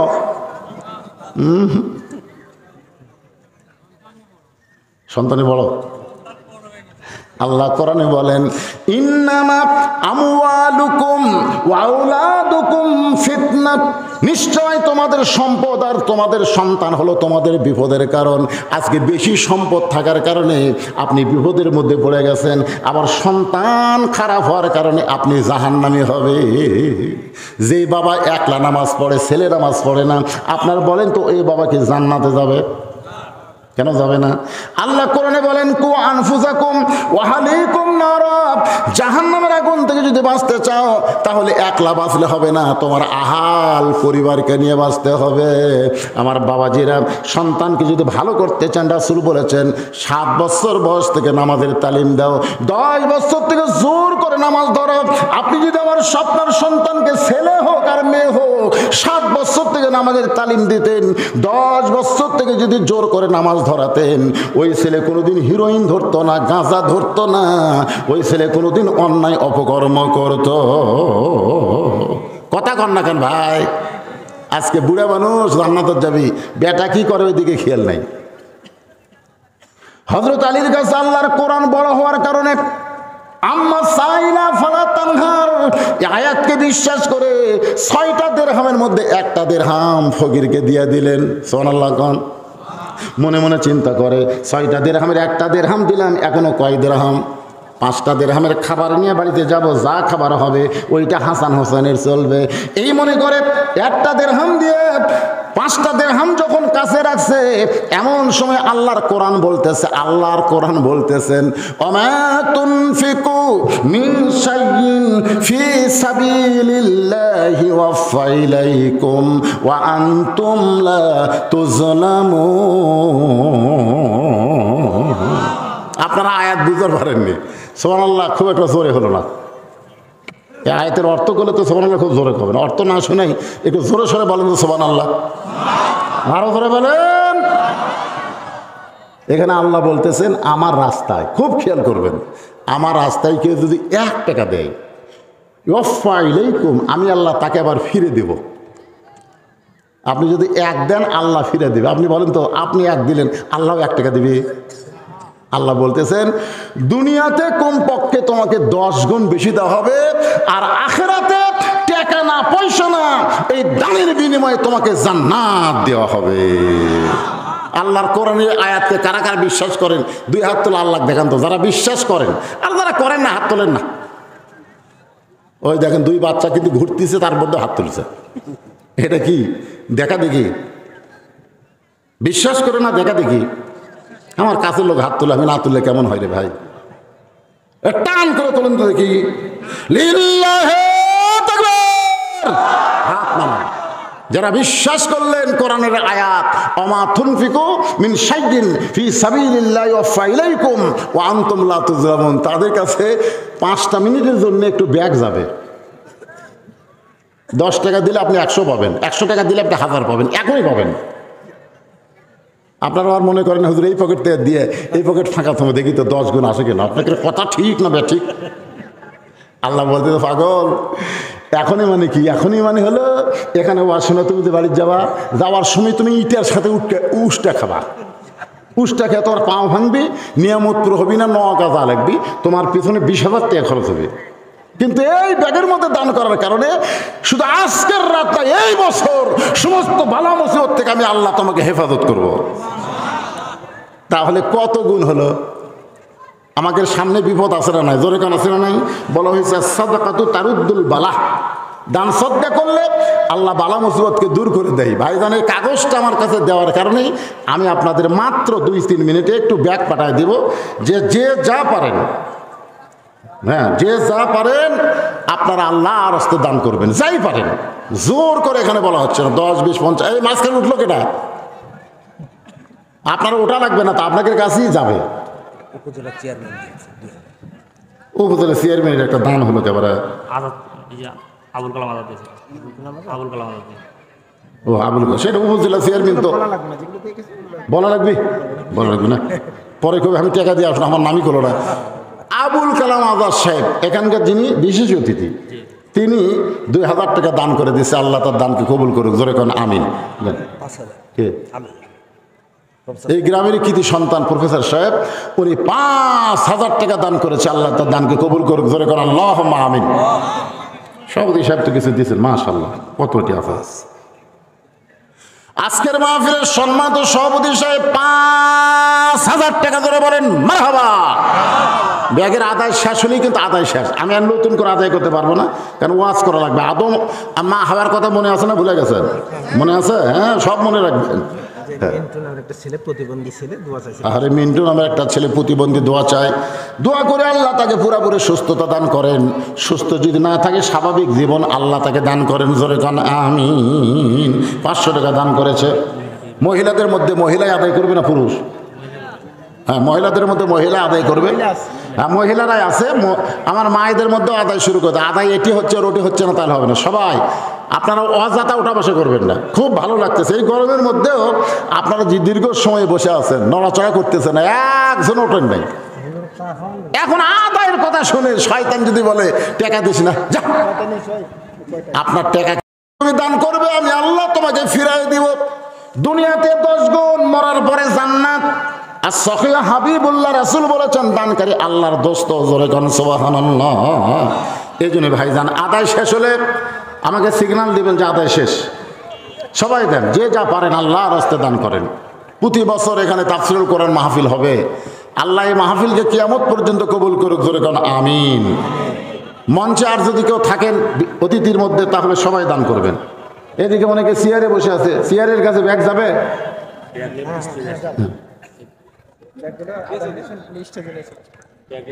হ্যাঁ, স্টেজে আসবেন, ব্যাগ নিয়ে অন্য সাইডে যাওয়া চলবে না বাজান। সব স্টেজে চলে আসবেন, একটু জিকির করেন লা ইলাহা ইল্লাল্লাহ, জোরে সুরে লা ইলাহা। কে রে, কলেমার জিকির করতে কি অলসতা লাগতেছে? মহব্বতে লা ইলাহা ইল্লাল্লাহ, লা ইলাহা, লা ইলাহা ইল্লাল্লাহু মুহাম্মাদুর রাসূলুল্লাহ। আল্লাহর কোরআন বলতে চালি রে, তুমি আল্লাহর রাস্তায় যা দান করবে আল্লাহ তোমাকে কয় গুণ দিবে? জোরে কোন কয় গুণ? তুমি সাইলকারীকে 1 টাকা দিলে আল্লাহ তোমাকে 10 টাকা দিবে। 2 টাকা দিলে আল্লাহ তোমাকে 20 টাকা দেবে। 6টা দিরহাম যদি দান করো, দুনিয়াতেই আল্লাহ তোমাকে 10 গুণ 60 টাকা দিয়ে দিবে। আপনারা বলেন তো, হযরত আলীর কাছে কোরআনের দাম আছে না নাই? এই জোরে আছে না নাই? আল্লাহর কোরআনকে বিশ্বাস করে ফকিরকে 6টা দিরহাম যখন দান করে দিলেন, ফকির হাসতে হাসতে যখন বিদায় নেয়, এমন সময় দোকানদার বলতে চালি, ভাই তোমার হাসান হোসেন না খেয়ে কাঁদতেছে, ঘুমিয়ে গেছে, ঘুম থেকে উঠে খাবার চাবে, আমি খাবার টোপলা করে দিলাম। টোপলা না নিয়ে ফকিরকে সব টাকা দান করে দিলে, তাহলে তোমার হাসান হোসেনের খবর কি? কি জাহাঙ্গীর সচিব 1000 টাকা দান করছে, আল্লাহ তার দানকে কবুল করেন। এগুলো বলা যাবে না, এখন যাই দান করবেন করবেন। এখন আলোচনা দিয়ে খেয়াল করেন, কঠিন গরমের মধ্যে আল্লাহর বান্দারা বসে আছে ধৈর্য নিয়ে, একটু মহব্বত করে শুনবেন। ফকির খুশি হয়ে যখন চলে গেছে, এমন সময় দোকানদার কি বলতেছে, তারপর হাসান হোসেনের খবর কি? হ্যাঁ, টোপলা করে দিলাম, ছেলের জন্য না নিয়ে, সন্তানের না নিয়ে ফকিরকে দিয়ে দিলেন, তাহলে টোপলার খবর কি? আলী বলতেছে, 1 টোপলা দিয়ে কাম হবে না, তুমি 2 বস্তা খাবার প্যাকেট করো। সুবহানাল্লাহ। আপনারা বলেন তো, হযরত আলী যে বলতেছে সামান্য টোপলা দেওয়া হবে না, 2 বস্তা খাবার প্যাকেট করো, আলী কোথায় টাকা পাবে? আল্লাহর প্রতি অগাধ বিশ্বাস, আল্লাহর কোরআন অনুযায়ী আল্লাহ তাকে 10 গুণ দিবে। এখন কিভাবে দিবে এইটা চিন্তা করার দরকার আমাকে রে। কারণ আমাকে আছে নাই। এবার দেখেন তামের গাছে যে হারে মুকুল ধরছিল, মুকুল বোঝেন, তামের গাছে মুকুল বোঝেন না, এখন আর আম আছে কি রে?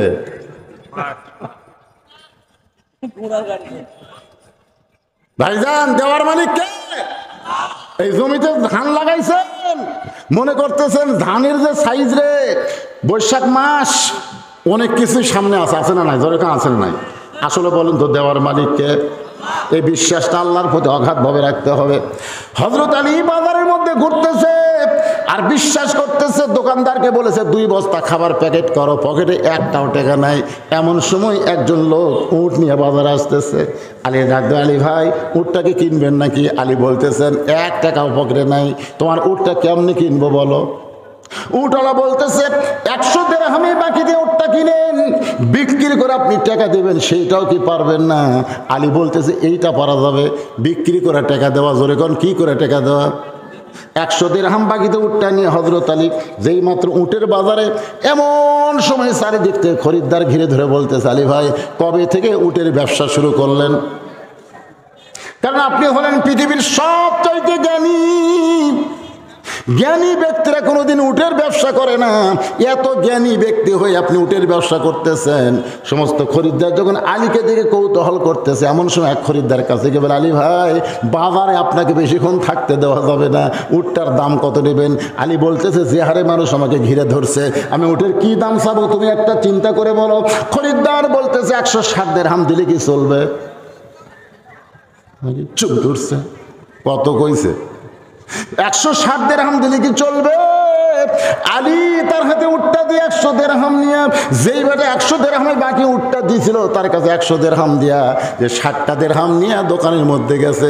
দোকানদার বলতে 2 বস্তা প্যাকেট করে চিন্তা করতেছে আপনি কি নিবার পারবেন? আলী বলতে দাম কত? খাদ্যের দোকানদার বলে 60 দিরহাম দিলেই চলবে। আলীর কাছে কয় দিরহাম আছে? 60টা দিরহাম দোকানদারকে দিয়ে 2 বস্তা কান্দে নিয়ে হযরত আলী ফাতেমার দরজায়, এ মায়েরা যারা পর্দার অন্তরালে একটু মনোযোগ দিয়ে শোনেন, ফাতেমা জানলা দিয়ে তাকায় দেখে অন্য বিক্রির টাকা দিয়ে বড় জোর 1 টোপলা খাবার হবে, কিন্তু স্বামীর কান্দে কয় বস্তা? এজন্য এখন কয় বস্তা? দরজায় একটু ভিড়ানো ছিল, এবার ফাতেমা দরজা খিল মারা দিল। আলী বলতে যে ফাতেমা তাড়াতাড়ি দরজা খোলো। ফাতেমা বলতে দরজা খোলার আগে জানতে চাই 2 বস্তা কোথায় পেলেন? অন্য বিক্রি করে টাকা দিয়ে বড় জোর 1 টোপলা খাবার হবে, আপনি 2 বস্তা কোথায় পাইলেন? যতক্ষণ আপনি না বলবেন ততক্ষণ আমি দরজা খুলবো না। আলী বলে, ফাতেমা আগে দরজা খোলো, আরামের সাথে তোমার কাছে গল্প করতে চাই। ফাতেমা বলতেছে আগেই খুলবো না, হারাম না হালাল এটা আগে জানা লাগবে। তুমি স্বামী 1000 টাকার চাকরি করো, 10,000 টাকার চাকরি করো, বেতন পাও মাত্র 10,000, আর বাসা ভাড়া লাও 20,000। সবাই কিনে 1 কেজি গরুর গোস্ত, ওই কিনে 5 কেজি ইলিশ মাছ। এত বাজারে টাকা কোথায় পাও? বউ হিসাবে স্বামীর কাছে প্রশ্ন করার দরকার আছে না নাই? প্রত্যেকটা বউ যদি ফাতেমার মতন হইতো, আমাদের বাংলার স্বামীগুলো ঘুষ খাবার পারতো না। জোরে কোন কথা ঠিক কিনা? বউ জানি না ইলিশ লেগেছে, বউকে কে গো তুমি টাকা তো কোথায় পাও? তুই জানিস না আমি টাকা লাগাছি রে, আমি টাকা লাগাছি শতকরা 10 টাকা। এর নাম কি? আপনার এলাকার সুদ আছে? আল্লাহ রাসূল সুদের পাপের কথা বলতে গিয়ে 3 বার মুখ ধরছে। বলবার সুদের সবচাইতে নিম্ন পাপ। সাহাবেরা বলে, হুজুর সুদের বড় পাপের কথা না বলতে নিম্ন পাপের কথা বলতে যে আপনি 3 বার মুখ ধরেন। আল্লাহ রাসূল বলে, বলি কেমনে? সাহাবেরা বলে, হুজুর আপনি না বললে আমরা পাবো কেমনে? রাসূল বললেন, তাহলে শোনার জন্য প্রস্তুত হও, আগে মোটামুটি মানসিকভাবে সাইজ হও। সবাই যখন সাইজ হয়েছে তখন আল্লাহ নবী বলতেছেন, সুদের সর্বনিম্ন পাপ হলো যে সুদের 1 টাকা খায়, নিজের মায়ের সাথে 42 বার জিনা করার গুনাহ হয়। এবারে নাউজুবিল্লাহ আসতে করেন কেন? খান নাকি? খান আপনারা খান? বাংলাদেশের কোনো পাগলকে যদি বলা হয় তোর মা বিয়ে করবি, এ কথা কোন করবে? একটা পাগলাও মা বিয়ে করবে না। আর যে বেটা সুদের টাকা নাই, রহ রহ মায়ের সঙ্গে জিনা করার গুনাহ হয়। আর সুদের সবচাইতে বড় পাপ হলো আল্লাহর সঙ্গে যুদ্ধ করা। নমরুদ যেমন আল্লাহর সঙ্গে যুদ্ধ করেছিল, পারছে নাকি? এই কতক্ষণ পারছে নাকি? ফেরাউন যখন আল্লাহর সঙ্গে যুদ্ধ করেছিল। আজকে যারা বাংলাদেশের সমাজে সুদ খায়, এরা যতই তওবা করুক, রাসূল বলেছেন সব তওবা কবুল হবে। মানুষ খুন করার তওবা করলে আল্লাহ মাফ করে দিবে, জিনা করলে তওবা যদি করে আল্লাহ মাফ করে দিবে, নামাজ পড়ে নাই বেনামাজি তওবা করে নামাজ ধরলে আল্লাহ মাফ করে দিবে। কিন্তু একটা পাপ তওবা করলেও আল্লাহ মাফ করবে না। এটা পাপটা হলো যারা সুদ খায়, যারা সুদ দেয়, তারা তওবা করলে আল্লাহ মাফ করবে, কিন্তু যারা খায় তাদের তওবা করলেও আল্লাহ মাফ করবে না। যাদের কাছ থেকে সুদের টাকা নিয়েছে, যতক্ষণ তাদেরকে ফেরত না দিবে। আপনারা কি রাগ করলেন? তো কিছুই কর না পারে। যারা সুদের টাকা খাচ্ছে, যার কাছ থেকে নিছে, তাকে ফেরত না দেওয়া পর্যন্ত আল্লাহ মাফ করবে। তওবা করলেও একটু মনোযোগ দেন। ফাতেমা বলে, স্বামী গো, অন্য বিক্রির টাকা দিয়ে বড় জোরে 1 টোপলা খাবার হবে, আপনি 2 বস্তা খাবার কোথায় পাইলেন? যতক্ষণ না বলবেন ততক্ষণ আমি দরজা খুলব।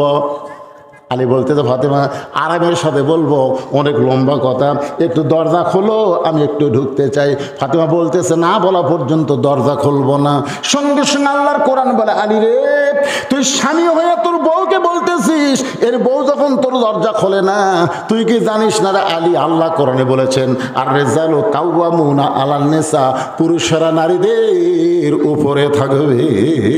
ফাতেমা যদি দরজা না খোলে আর অনুরোধ করিস না। 2 বস্তা খাবার কান্দে নিয়ে ফাতেমা দরজা না খোলার কারণে হযরত আলী চলে গেছে নবীর দরবারে। নবী তখন বসেছিলেন, কিন্তু আলীর কান্দে 2 বস্তা খাবার দেখে নবী খুশি হয়ে আলীর কাছে এসে 2 বস্তা নিজের হাতে যখন নামায় নেয়, আল্লাহর বান্দা আলী বলতেছে, ইয়া রাসূলুল্লাহ, আপনি কত ভালো, কিন্তু আপনার মেয়ে ভালো না। নবী চমকে উঠে বলতেছে, কি কইলি?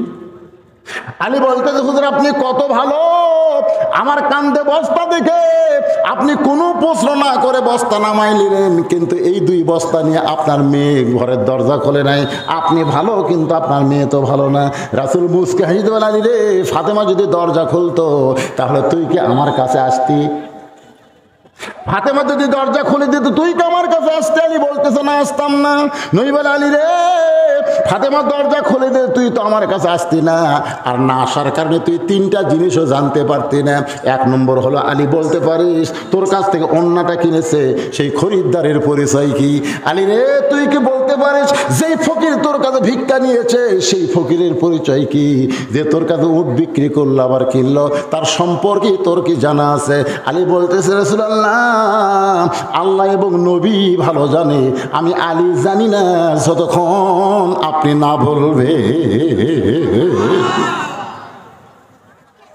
আল্লাহ রাসূল বলে, আলী রে, যেই খরিদ্দার তোর কাছ থেকে ফাতেমার ওন্না কিনেছে সেই খরিদ্দার দুনিয়ার কোনো মানুষ না, সেই খরিদ্দার হলেন স্বয়ং আল্লাহ। কারণ ফাতেমা পর্দানিশী। দুনিয়ার কোনো মানুষ ফাতেমার ওন্না দেখুক, দুনিয়ার কোনো মানুষ ফাতেমার ওন্না লাইয়া চাইলা কিনুক, এটা আল্লাহর পছন্দ হয় নাই। কারণ পর্দানিশী নারীকে আল্লাহ এত ভালোবাসে, ফাতেমার ওন্না কেনার জন্যে আল্লাহ জান্নাতের একটা ফেরেশতাকে মানবরূপী খরিদ্দার বানায়া আল্লাহর পক্ষ থেকে 6টা দিরহাম দিয়া ওই ফেরেশতার মাধ্যমে ওন্নাটা কিনে আল্লাহ জান্নাতের মধ্যে যত্ন করে রাইখা দিয়েছে। সঙ্গে সঙ্গে হযরত দাঁড়িয়ে বললেন, রাসূলুল্লাহ, যে ফকির আমার কাছ থেকে ভিক্ষা নিল এই ফকিরের পরিচয় কি? রাসূল বললেন, আলী রে, যেই ফেরেশতা তোর কাছ থেকে খরিদ্দার ওন্না কিনে আল্লাহরে দিল, আল্লাহ ওই ফেরেশতাকে বলল, ও ফেরেশতা, যা যা ওই আলীর কাছ থেকে ফকির হয়ে 6টা দিরহাম নিয়ে আয়। ফেরেশতা বলতেছে, আল্লাহ ইয়ার কি করেন, ইয়ার কি করেন? আল্লাহ গো, 6টা দিরহাম আপনি দিলেন, সেই 6টা দিরহাম নিয়ে আলী খাবার দোকানে গেছে, আমার আল্লাহ ডাক দিয়ে বলেন লিয়াবলুয়াকুম আইয়ুকুম আহসানু আমালান ওয়া হুয়াল আজিজুল গফুর। সবাই বলেন আদর করে মানুষ আল্লাহ বানায়া কেমনি দিবেন জাহান্নামে ফেলিয়া। আপনারা বলেন তো ফেরেশতার কোনো রাগ আছে? ফেরেশতার কোনো মেয়ে মানুষ দেখলে লোভ হয়? ফেরেশতার ফেরত খিদা লাগে? দুই ফেরেশতা একদিন আল্লাহ কইছিল, আল্লাহ আপনি নিষেধ করলাম এই মানুষ বানান না, এরা যে কি দুনিয়াতে যায় ফেতনা ফাসাদ গন্ডগোল অপকর্ম করে সব নষ্ট করে দিল। আল্লাহ বলে তোদেরকে যদি মানুষ করে পাঠায় তোরা কি করবি? ফেরেশতা খালি পাঠা দেখেন, খালি পাঠা দেখেন ইবাদত কাক কয় আপনাকে দেখে দেন। আল্লাহ দুই ফেরেশতাকে মানব রূপে দুনিয়াতে 40 দিনের হায়াত দেওয়া পাঠালেন। এই দুইটা ফেরেশতার নাম হলো হারুত আর মারুত। জোরেকার নাম কি? হ্যাঁ, মানুষের চেহারা করে মানব রূপে ওই 6টা জিনিস ভিতরে ঢুকে। 6টা জিনিস, 6টা বোঝেন? ষড়রিপুর নাম শুনছেন? ষড়রিপু কে রে? আপনারা বোঝেন না, না কথা কন না? গিয়াছিলাম ভবের বাজারে, 6 চোরাতে চুরি কইরায় আল্লাহ ধরলো আমারে। যারা চুরি করলো খালাস পাইলো, আমায় দিল জেলখানা। আল্লাহ উপায় বলো না, জনম দুঃখী কপাল পোড়া মানুষ আমি একজনা। আল্লাহ যদি আমাদের মধ্যে কাম, ক্রোধ, লোভ, মদ, মাৎসর্য, হিংসা এই 6টা রিপু যদি আমাদের মধ্যে না দিত, আমরা ফেরেশতাদের চাইতেও কোটি গুণ ভালো হতাম। তোর এখন কথা ঠিক কথা খা। ফেরেশতার খিদে নেই। মেয়ে মানুষ দেখলে ফেরেশতার মন কিছুই করে না, কিন্তু আমাকে পেটত খিদে আছে। একটা মেয়ে মানুষ দেখলে, টাকা পয়সা দেখলে লিভার মন চাই কি চায় না? লোভ। একজনের 3 তলা বাড়ি দেখলে হিংসা হয় কি হয় না? কথা কর না কেন? এইগুলো ফেরেশতার মধ্যে কি নাই? ফেরেশতাদের মধ্যে না থাকার কারণে আল্লাহ তাআলা 2টা ফেরেশতাকে মানুষ বানায় দুনিয়াতে পাঠাইলেন 40 দিনের। জোরে বলেন কয় দিনের? 40 দিনের মধ্যে পেটে খিদা লাগছে। পেটে যখন খিদা লাগছে, এই হারুত মারুত এখন মানবরূপী হইয়া খিদার জন্য কাম চায়। খিদার জন্য কি চায়? কাজ চায়, কাজ। একজনকে বলতে ভাই আমরা 2 জন একটু কাজ চাই, আমাদের পেটত তো খিদা লাগছে, কাজের বিনিময়ে খাদ্য। তখন বলতেছে তোর তো আমি চিনি না রে, তোদেরকে তো আমি চিনি না, কাজ দিয়ে চুরি করিস। এখন আপনারা বলেন 2 দিন ঘুরিছে, কেউ কাজ দেয়নি। তখন আরো 2 জন ঘুরতে ঘুরতে দেখে একটা হোটেল, খাবার হোটেল। লুকা লুকা যায় ওই খাদ্য যেটি আসতে, যেই খাবার নিয়ে খাচ্ছে ইতিমধ্যে হোটেলের মালিকের বউ দেখছে, হোটেলের যে মালিক তার বউ দেখছে। হে চোর, হাত কাটে দিবি। আর বেদুর কারো বলে ওই হোটেলের মালিক আবার হিজড়া, বুঝলেন? বেশিরভাগ হোটেলের দেখবেন হিজড়া আছে না, নাই দরকার আছে না, বিয়ে করছে ঠিকই, কিন্তু বইয়ের মনের খাইশ মিটাবার পারে না। তো বউ বলতেছে ঠিক আছে, তোরা যে চোর এটা আমি বলবো না, তোরা আমার একটা কাম করো, খাটের তলে যায় লুকা থাকে, যা। হারুত মারুত ওই 2 জন খাটের তলে লুকা আছে। স্বামী দোকানের জিনিস কিনবার বাজারে গেছে, গঞ্জে গেছে, গভীর রাত্রে বলছে বার হ, এখন আমার সাথে কাম কর। ওই সাথে গুজে ওর সাথে খারাপ আছে, ওরা 2 ভাই পাড়াপাড়ি লেগে ওর সাথে জিনা ব্যভিচারে যা করা দরকার করিছে। চুরি করে খাসে, আবার জিনাও করে দেয়। জিনা করার পরে ওরকম বার করে দিচ্ছে। তখন যাচ্ছেন বলতেছে কি কাম করলো রে, চুরিও করলো আবার জিনাও করলো। হায় হায়, 40 দিনের হায়াত আল্লাহ দিছে, কটা হলো। ইতিমধ্যে দেখে গাছতলার জনগণ কি যেন খাচ্ছে আর বলে আমি বাদশাহ, আমি রাজা, আমি বাদশাহ, আমি রাজা। ওরা চিন্তা করতে যে আমরা যে চুরি করছি, জিনা করছি, এটা ভুলে থাকার জন্য এটা খাওয়া দরকার। অনেকে গাঁজা টাজা খাই কি খায় না, ধরে অতীত ভোলার জন্যে নেশা করে।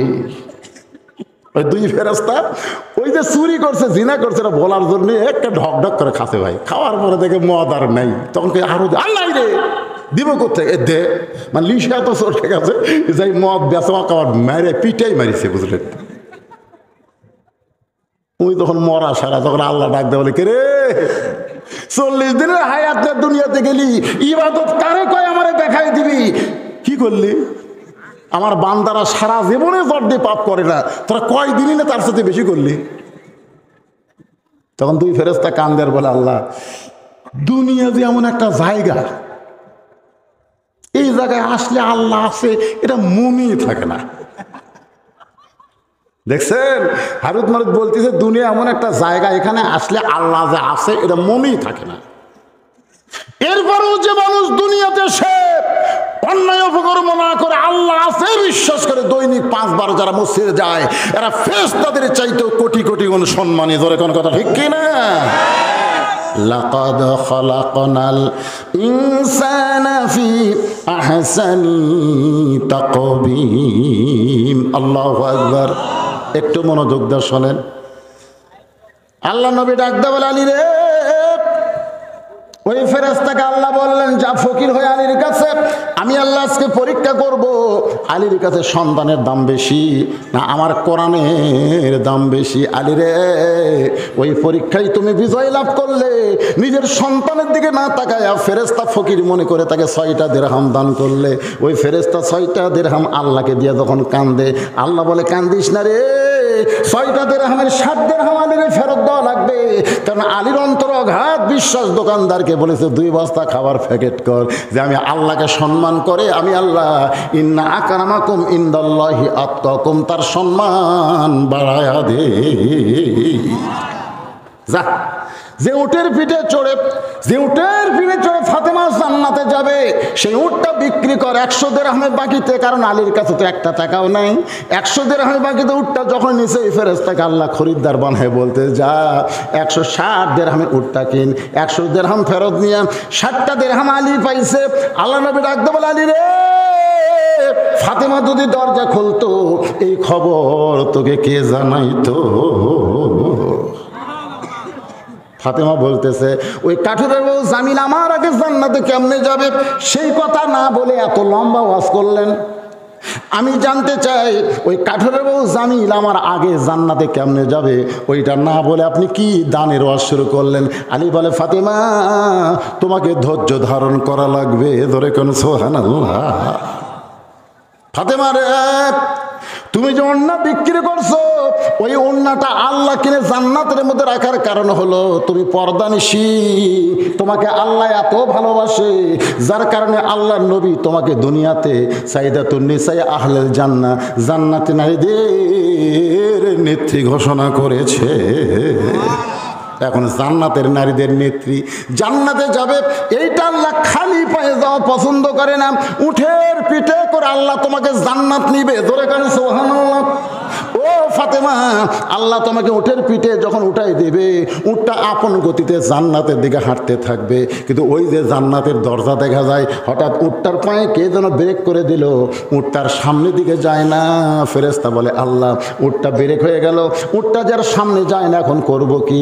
আল্লাহ বলে, উটটা যদি আপন গতিতে না যায় তাহলে উটটারে টেনে টেনে জান্নাতে নিয়ে যাওয়া লাগবে। ফেরেশতা বলে, আল্লাহ উটটার কি ধরে টানবে?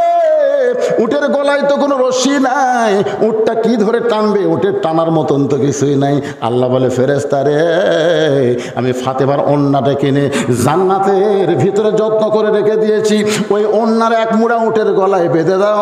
ফেরেশতারা ওন্নাটা এনে উটের গলায় যখন বেঁধে দিবে, ওন্নার একটা অংশ যখন নিজের দিকে ঝুলতে থাকবে, ফেরেশতা বলে, আল্লাহ এখন উটটারে কে টেনে টেনে জান্নাতে নিয়ে যাবে? আল্লাহ তখন ডাকতে বলবেন, কাঠুরের বউ জামিলা রে, তোমার স্বামী সব সময় দোয়া করতো, আল্লাহ আমার যে বউটা নবীর কলিজার টুকরা ফাতেমার জন্য দরজা খোলেনি আমার হুকুম ছাড়া, আমি একজন গরিব কাটুরি, আমি কি দোয়া করি, আল্লাহ আমার বউটাকে তুমি সবার আগে জান্নাত দিও। আল্লাহ ডাকদা বলে, রে জামিলা শোনো, তুমি স্বামীর কথা ছাড়া হুকুম ছাড়া ফাতেমার জন্য দরজা খোলো নাই, এর জন্য জন্য তোমার স্বামী খুশি হইয়া দোয়া করছে, আমার বউটাকে সবার আগে জান্নাত দিও। আমি আল্লাহ ফাতেমাকে জান্নাতি রাইদের নেত্রী বানাইছি, তার আগে কে জান্নাতে যাবে? কিন্তু তোমার স্বামীর দোয়া কবুল হওয়ার কারণে আমি আল্লাহ হুকুম দিলাম, যাও ওন্নাটা টেনে টেনে আমার ফাতেমাকে জান্নাতে নিয়ে যাও। আলী বলে, ফাতেমা তুমি তো মনে করবে আমি জান্নাতে যাচ্ছি, কিন্তু আল্লাহর হিকমত হলো ওই কাঠের বউ জামিল এসে যখন ওন্না রশ্মি মনে করে টেনে টেনে যখন জান্নাতে নিয়ে যাবে, উটের পিঠ থেকে তোমার পা জান্নাতে পড়ার আগে ওই কাঠের বউ জামিলার পা জান্নাতে আগে যাবে। সঙ্গে সঙ্গে ফাতেমা কান্দের বলে, আল্লাহ, যে মেয়েরা পর্দার ভিতরে থাকবে, যে মেয়েরা স্বামীর কথা মতো চলবে, ওই মেয়েদেরকে ফাতেমা জামিলার সঙ্গে জান্নাত দিও। আমার মা বোনদের জন্য বলি, মা যতই আমল করেন স্বামীর কথা মতো যদি চলতে পারেন আর যদি পর্দার মধ্যে থাকতে পারেন, তাহলে ফাতেমা জামিলার সঙ্গে আল্লাহ আপনাদের জান্নাত দিবে। আপনারা বলেন, এর চাইতে মেয়ে মানুষের ভালো কোনো ওয়াজ আছে? এ কথা কন না কেন আছে? এখন মায়েরা একটু দোষ দেয়, আমাকে বলে, হুজুর আপনি প্রায় ওয়াজে খালি মেয়ে করে খাসিতে ওয়াজ করেন, মরদ মানুষের কোনো ওয়াজ নাই। আমি কিন্তু পরশু কয়েকদিন আগে বাহাদুরপুরে ওয়াজ করছি। আল্লাহ রাসূল সামনে মা আয়েশা 2টা তরকারি নিয়ে গেছে। আল্লাহ রাসূলের সুন্নত হলো আগে তরকারি নিজে তিনি চাকতেন, কারণ তিনি বাড়ির অভিভাবক। সুবহানাল্লাহ না, সবাই মনে করতো বাড়ির প্রধান তো নিজে আগে খাচ্ছে, কিন্তু খাবারের মধ্যে কারণ আছে। হিকমত হলো নবী তো 2টা তরকারি তাকে দেখে, একটা তরকারি লবণও নাই ঝালও নাই। আল্লাহ রাসূল দেখতেছে এই তরকারি খায় তো সবাই আয়েশার দুর্নাম করবে, তো আমার বইয়ের দুর্নাম মানে আমারই দুর্নাম। আল্লাহ কোরআনে বলেছেন, হুন্না লিবাসুল্লাকুম ওয়া আনতুম লিবাসুল্লাহুন্না। আল্লাহ রাসূল বলেন, আয়েশা তোমার এই 2 তরকারির মধ্যে এই তরকারি আমার খুব পছন্দ, আমি এটা একলাই খাবো। আয়েশা তো সেই খুশি, নবীকে সব তরকারি খাইয়া 4টিয়া যখন খাচ্ছে, মা আয়েশার মনে সন্দেহ হয়েছে, এতই স্বাদ, এ সবই খালো, কিছুই রাখলো না। দেখে তরকারি সামান্য লাগা আছে, ওইটা নিয়ে জৌকর দিয়ে দেখে হায় হায়, লবণও নেই ঝালও নেই। আচ্ছা বলে, হুজুর কেমনে? বলে, আল্লাহ বলেছেন স্বামী হলো বিবির পোশাক, বিবি হলো স্বামীর পোশাক। এই তরকারি অন্য কেউ খাইলে তোমার দুর্নাম শুরু হয়ে যেত, এই জন্য আমি একলাই তোমার তরকারি খাইয়া তোমার জন্য কেউ দুর্নাম করবার না পারে। আয়েশা বলে, হুজুর আপনি হলেন পৃথিবীর শ্রেষ্ঠ স্বামী, নিজের বিবিকে আপনি এত ভালোবাসেন, আর আজকে রোজা রেখে আমাদের বউগুলো ইফতারের সময় যখন খাবার দেয়, কতগুলো মরদ আছে ইফতার খাবো না, সরাসরি ভাত খাবো, ধরে কোন কথা ঠিক কিনা? এখন রোজা থেকে তরকারি পাক করছে, একটু যদি লবণ কম হয়, ওরে বাবা। আল্লাহ রাসূল কি বউদের মারছে নাকি? কথা কন না কেন? খারাপ ভাষা গালি দিছে? এখন তো আমরা এমন হয়ে গেছি, মারতে মারতে টুটিরও পাও দেখা, তুই আমাকে আব্বা কর, আব্বা না করে তখন ছাড়বো না। মানে শালা স্বামী এত খারাপ, মারিবার গেলে ওর মেজাজ ঠিক থাকে না, মারতে মারতে টুটিরও পাও দেখে আব্বা কর, মানে বউ বাঁচার জন্য আব্বা ছেড়ে দেন আব্বা, তারপরে পাও টান দেয়। আমার মায়েরা শোনেন, ইসলামে পুরুষের যেমন অধিকার আছে, নারীদের তেমন অধিকার আছে। আল্লাহ কোরআনে বলেছেন, হুন্না লিবাসুল্লাকুম ওয়া আনতুম লিবাসুল্লাহুন্না। মশকের পানি নাই, খাবার দিয়ে মা আয়েশা চিন্তা করতেছে, মশকের মধ্যে, ঠিলার মধ্যে, পাতিলের মধ্যে, বালতির মধ্যে পানি নাই, তখন তাকে মশক বলা হইতো। রাসূল বা আয়েশা কোনো টেনশন করো না, তুমি খাবার ব্যতিব্যস্ত করো, আর আমি পানি আনতেছি। আয়েশা বলে, রাসূলুল্লাহ হুজুর আপনি কেন পানি আনবেন? আপনি হলেন আল্লাহর নবী। আয়েশা বললেন, আপনি হলেন আল্লাহ নবী। রাসূল বলতেছে, আমি আল্লাহর যেমন নবী তেমন আয়েশার স্বামী। এক ঠিলা পানি মাথাত করে দিয়ে কি আসতেছে? আল্লাহর নবী আসতেছে। আয়েশা বলতেছে, আল্লাহ আমার মতন ভালো স্বামী পৃথিবীর কেউ পায়নি। একটা বিশাল মিষ্টি লাউ মা আয়েশা কুটতে পারে, রাসূল বলে আমি কুটে দিই। মা আয়েশা যে গিলাসে পানি পান করতেন, আল্লাহ রাসূল ওই গিলাসে পানি পান করতেন। কোন জায়গায় আয়েশার মুখ লাগিয়েছে ওই জায়গায় রাসূল মুখ দিতেন। জোরে কোন সুবহানাল্লাহ। এত স্বামী স্ত্রীর মধ্যে মহব্বত ছিল। আল্লাহ রাসূল বিবিদের চা কখনো খায়নি। আর আমরা যখন নিয়ামতপুর বাজারে যাই, খালি হোটেল দেখলি ভাই, বউ আজ প্রায় 1 মাস হলে বলছে, আমার একটু বাদাম খাওয়ার মন চাই গো, একটু বাদাম আনবেন। এই বাড়িতে এসে কয়, রে মনে খুঁজলাম কিন্তু বাদাম আলা নাই। আসলে কিন্তু আইসার মনে নেই। বউ কয়, না এটা আনবি না। মুরগির ডিম বেছে 20 টাকা স্বামীর হাতে দিয়েছে, এই 20টা টাকার বাদাম আনবেন। আপনি আনছেন না, প্রায় 1 মাস দেখলাম আপনি আনেন না। ওই এবার 20 টাকা পকেট তুই বাদামওয়ালার কাছে বলতে, দেখো বউ পালা মানে হাতি পালা। বউ পালা মানে কি? জনগণ বুঝাচ্ছে, বই বাদাম দিচ্ছে। বাদাম কত টাকা? বইয়ের ডিম বেচার টাকাতে বাদাম দিচ্ছে আর জনগণকে দেখাচ্ছে, দেখো বউ পালা মানে হাতি পালা। জনগণ বুঝতেছে ভালো স্বামী পারে, বইয়ের জন্য বাদাম কিনতেছে। বাদাম পকেটের মধ্যে দিয়েছে, বুঝলেন? আর মন খালি বলতেছে, মিন শালো আসাসের খান্নাস, তোর পকেট ভারী করে।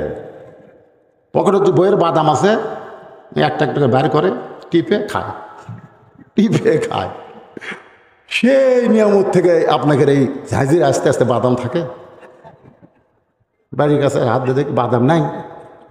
হায় হায়, না বইয়ের বাদাম রে, মনের ভুলে সব শেষ। এখন বাড়িতে গেলে তো মুখে বাদামের গন্ধ পাবে। ওই বড়ির পাতা খাইয়া ব্যাসাক করে বাইর জায়গায় খুবই খুঁজলাম গো, আজও বাদাম আনা নাই। এরকম সিটার মার্কা স্বামী আছে না নাই? জোরে করে আছে না নাই? আল্লাহ রাসূল বলেছেন, তোমার বিবির জন্য হালাল পথে 1 টাকা খরচ করো, আল্লাহ রাস্তায় 17 টাকা 18 টাকা দান করা সওয়াব আল্লাহ তোমাকে দিয়ে দিবে। জোরে করে সুবহানাল্লাহ। নিজের বিবির জন্য খরচ করবেন। এত কঠিন গরমের মধ্যে চুলায় যারা ভাত পাক করে তাদের জন্য প্রতিদিনে 1টা করে ডাব, না পারলেও সপ্তাহে নিজের বউকে 1টা করে ডাব খিলাবে। নিজে কাটিয়ে গিলাসে ভরে তার বউয়ের সামনে নিয়ে যাবে। তুমি না খাওয়া পর্যন্ত আমার কলেজে শান্তি নেই। বউ কিন্তু জনগণকে বলবে, আল্লাহ আমাকে একটা স্বামী দিছে রে, নিজে ডাব আমাকে কাটিয়ে খিলাই। এরকম স্বামী হওয়ার দরকার আছে না নাই? জনগণ আছে না নাই? হ্যাঁ মায়েরা মনে মনে খুশি হয়েছে, যাক আজকে হয়তো দিচ্ছে রে। আজকের আলোচনা কঠিন গরমের মধ্যে আমি আপনাদেরকে বাবা আদম মা হাওয়া নিয়ে আলোচনা শুরু করেছিলাম। আদম হলাম আমরা, হাওয়া হলো মায়ের জাত, মেয়ের জাত। মা হাওয়াকে আল্লাহ তাআলা জান্নাত থেকে আদমের সঙ্গে বের করে দিলেন। তওবা হলো, দুনিয়ার 350 বছর কান্নাকাটির পরে তওবা কবুল হয়ে গেল। জোরে কোন সুবহানাল্লাহ। তওবা কবুলের পর আরাফার ময়দান, যেখানে আমরা হজ করতে গিয়ে আরাফার ময়দান, ওই জায়গায় আদম হাওয়ার মিলন হলো। ওই মিলনের পরে আল্লাহ তাআলা 2 জনকে দুনিয়াতে রাখলেন। এই দুনিয়া থেকে আবার 2 জনই চলে গেছেন ভাই। এখান থেকে আমরা সন্তানগুলো এখনো রয়েছি। আমাদের সন্তানের মধ্যে হিন্দু আছে, বৌদ্ধ আছে, খ্রিস্টান আছে। আমাদের সন্তানের মধ্যে শ্রেষ্ঠ জাত হলো মুসলমান। এ কথা কে বলেছে? আরো জোরে কান, কে বলেছে? আমাদের বাংলাদেশে ফরিদপুর মধুখালীতে হিন্দুকের মূর্তির মধ্যে কে যেন আগুন লাগায় দিছে। ওইটা হিন্দুরা সন্দেহ করে মুসলমানকে মারতে 3 জন মুসলমানকে তারা হত্যা করেছে। আজকে রাজশাহী জেলার সাধারণ হিন্দু পরিষদের সাধারণ সম্পাদক বলেছে, এ পর্যন্ত 3টা মোল্লা মরল, আরও মোল্লা মারার দরকার আছে। জয় শ্রীরাম। এখন বলেন, যে বাংলাদেশ শতকরা 94% মুসলমান, সেই বাংলাদেশে হিন্দুদের মন্দিরে কে আগুন লাগাইলো আর মুসলমানকে সন্দেহ করার পিটাই মারলো। আজকে আবার দেখেন, আজকে আবার একটা হিন্দু ধরা পড়ছে। ওই হিন্দু গোপনে মূর্তির মধ্যে আগুন ঢুকাইয়া দেয়া ওই 10টা মুসলমানের উপরে চাপানোর চেষ্টা করেছে। মুসলমান আমাদেরকে সতর্ক থাকতে হবে। যত ধর্মই পৃথিবীতে থাক, একটাও ধর্ম না, একটাই মাত্র ধর্ম। একথা আল্লাহ বলেছেন, ওমাইয়াবতাগি গায়রাল ইসলাম দীনান ফালা ইউকবালা মিনহু। ইসলাম ছাড়া অন্য কোনো ধর্ম আমি আল্লাহ কবুল করব না। একমাত্র কবুলযোগ্য ধর্মের নাম হলো, সবাই জোরে বলেন, নাম হলো ইসলাম। আমরা কিন্তু সবাই আদম সন্তান। যে ধর্মেরই হই না কেন, আমরা কার সন্তান? মা হাওয়া আদমের সন্তান। কিন্তু আল্লাহ তাআলা আমাদেরকে শ্রেষ্ঠের মধ্যে কবুল করেছে। তার শ্রেষ্ঠ সন্তান মুসলমান হয়ে ঘন্টার পর ঘন্টা আমরা কোরআনের মাহফিলে বসে আলোচনা শুনলাম। আল্লাহ বক্তার শ্রোতা সবাইকে আমল করার তৌফিক দান করুক। সকলে বলে আমিন।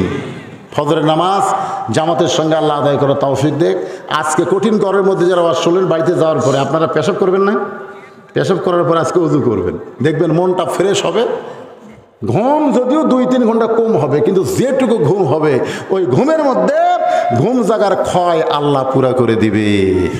আস্তাগফিরুল্লাহাল্লাযী লা ইলাহা ইল্লা হুয়াল হাইয়ুল কাইয়্যুম ওয়া আতুবু ইলাইহি। আল্লাহুম্মা সাল্লি আলা মুহাম্মাদ, আল্লাহুম্মা বারিক আলা মুহাম্মাদ। ভাইজান যারা দাঁড়িয়ে আছেন সবাই বসেন, সবার জন্য দোয়া করা হবে। কষ্ট করে যারা এই মাহফিল আয়োজন করেছেন তাদের জন্য দোয়া করা হবে ইনশাআল্লাহ। আল্লাহুম্মা আমিন। আল্লাহুম্মা আনতাস সালাম ওয়া মিনকাস সালাম তাবারাকতা ইয়া যাল জালালি ওয়াল ইকরাম।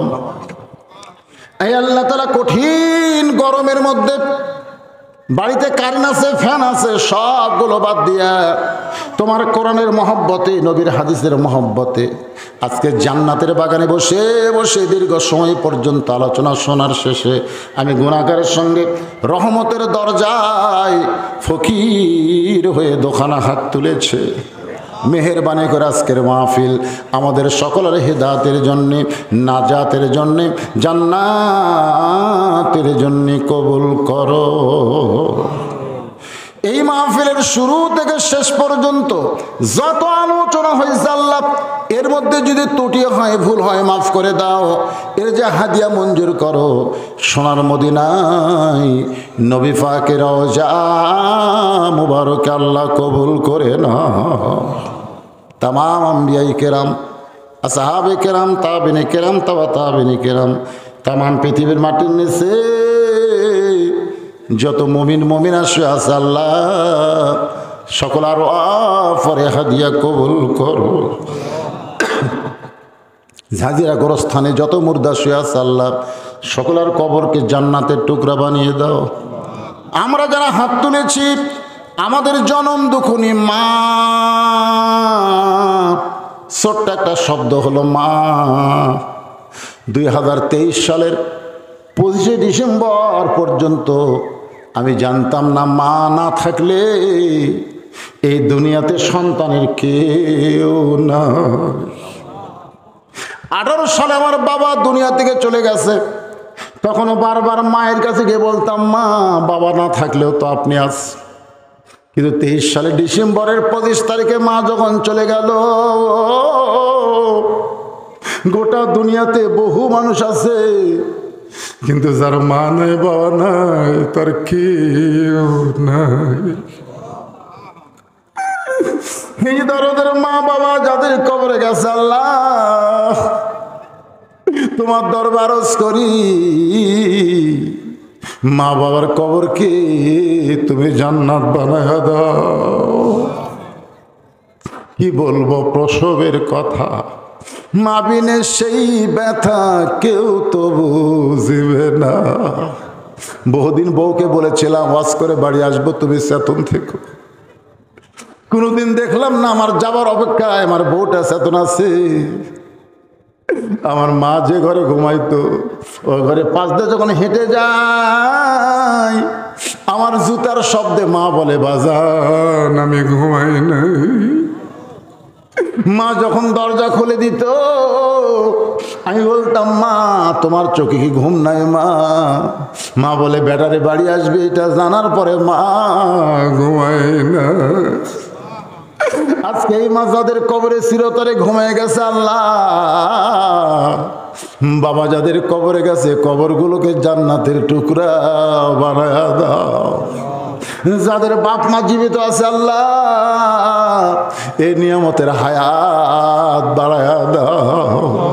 আল্লাহ হাজিরার বাবা জানেরা মা বোনেরা কষ্ট করে মেহনত করে এত সুন্দর আয়োজন করেছে আল্লাহ, তাদের আয়োজনকে জান্নাতের বিনিময়ে কবুল করো।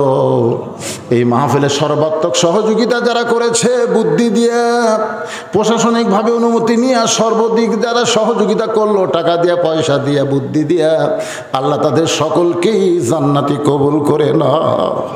আল্লাহ আজকের মাহফিলের সম্মানিত সভাপতিকে আল্লাহ তুমি কবুল করো, সহসভাপতি কবুল করো, প্রধান অতিথি, বিশেষ অতিথি, সম্মানিত অতিথিদের আল্লাহ আল্লাহ তুমি কবুল করো।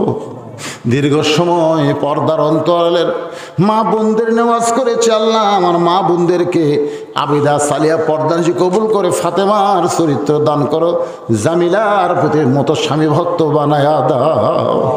আল্লাহ আমাদের মধ্যে যারা অসুস্থ সুস্থ করে নিয়ামত দান করে দাও। গোটা বিশ্বের মুসলমানের ভিতরে খাস করে ফিলিস্তিনের মুসলমানকে আল্লাহ তুমি হেফাজত করো। যে ইসরাইল তোমার বাইতুল মুকাদ্দাসকে দখল করতে চায়, তাব্বাত ইয়াদা আবি লাহাবি ওয়া তাওয়াল্লা, তুমি বলেছো আবু লাহাবের হাত ধ্বংস হোক। তুমি যদি ধ্বংসের আয়াত নাজিল করতে পারো পৃথিবীর মানচিত্রতে ইহুদির আল্লাহ তুমি ধ্বংস করে দাও। যেখানে মুসলমান বিপদে আছে আল্লাহ মুসলমানের হেফাজত করো। আমার বাংলাদেশের সাম্প্রদায়িক শক্তি আল্লাহ মাথা চাড়া যেন না দেয়া, সবাই মিলেমিশে মহব্বতে বসবাস করতে পারি। হিন্দু মুসলমান সবাই যেন মিলেমিশে আমাদের দেশে বসবাস করতে পারে। আল্লাহ তুমি তৌফিক দাও। আল্লাহ কোনো ষড়যন্ত্রে আমাদের গরিব দেশ যেন না পড়ে। আল্লাহ আল্লাহ মাঠে ময়দানে আবাদগুলো আছে আল্লাহ, আল্লাহ কোনো আসমানি গজব জমিনে গজব না দিয়ে আবাদগুলোকে হেফাজত করো। আল্লাহ আল্লাহ মেহেরবানি করে আমাদের দেশের যে খাদ্য সংকট, দ্রব্যমূল্য আকাশ ছোঁয়া চলে যাচ্ছে, আল্লাহ সব দিক দিয়ে রহমত বরকতে বাংলাদেশকে পরিপূর্ণ করে দাও। আল্লাহ আল্লাহ মেহেরবানি করে সবাই নিজের দিকে একটা মিনিট খেয়াল করে দেখেন, কত মানুষের জানাজার নামাজ আমরা পড়েছি, এই দুই হাত দেখ কত কবরে আমরা মাটি দিয়ে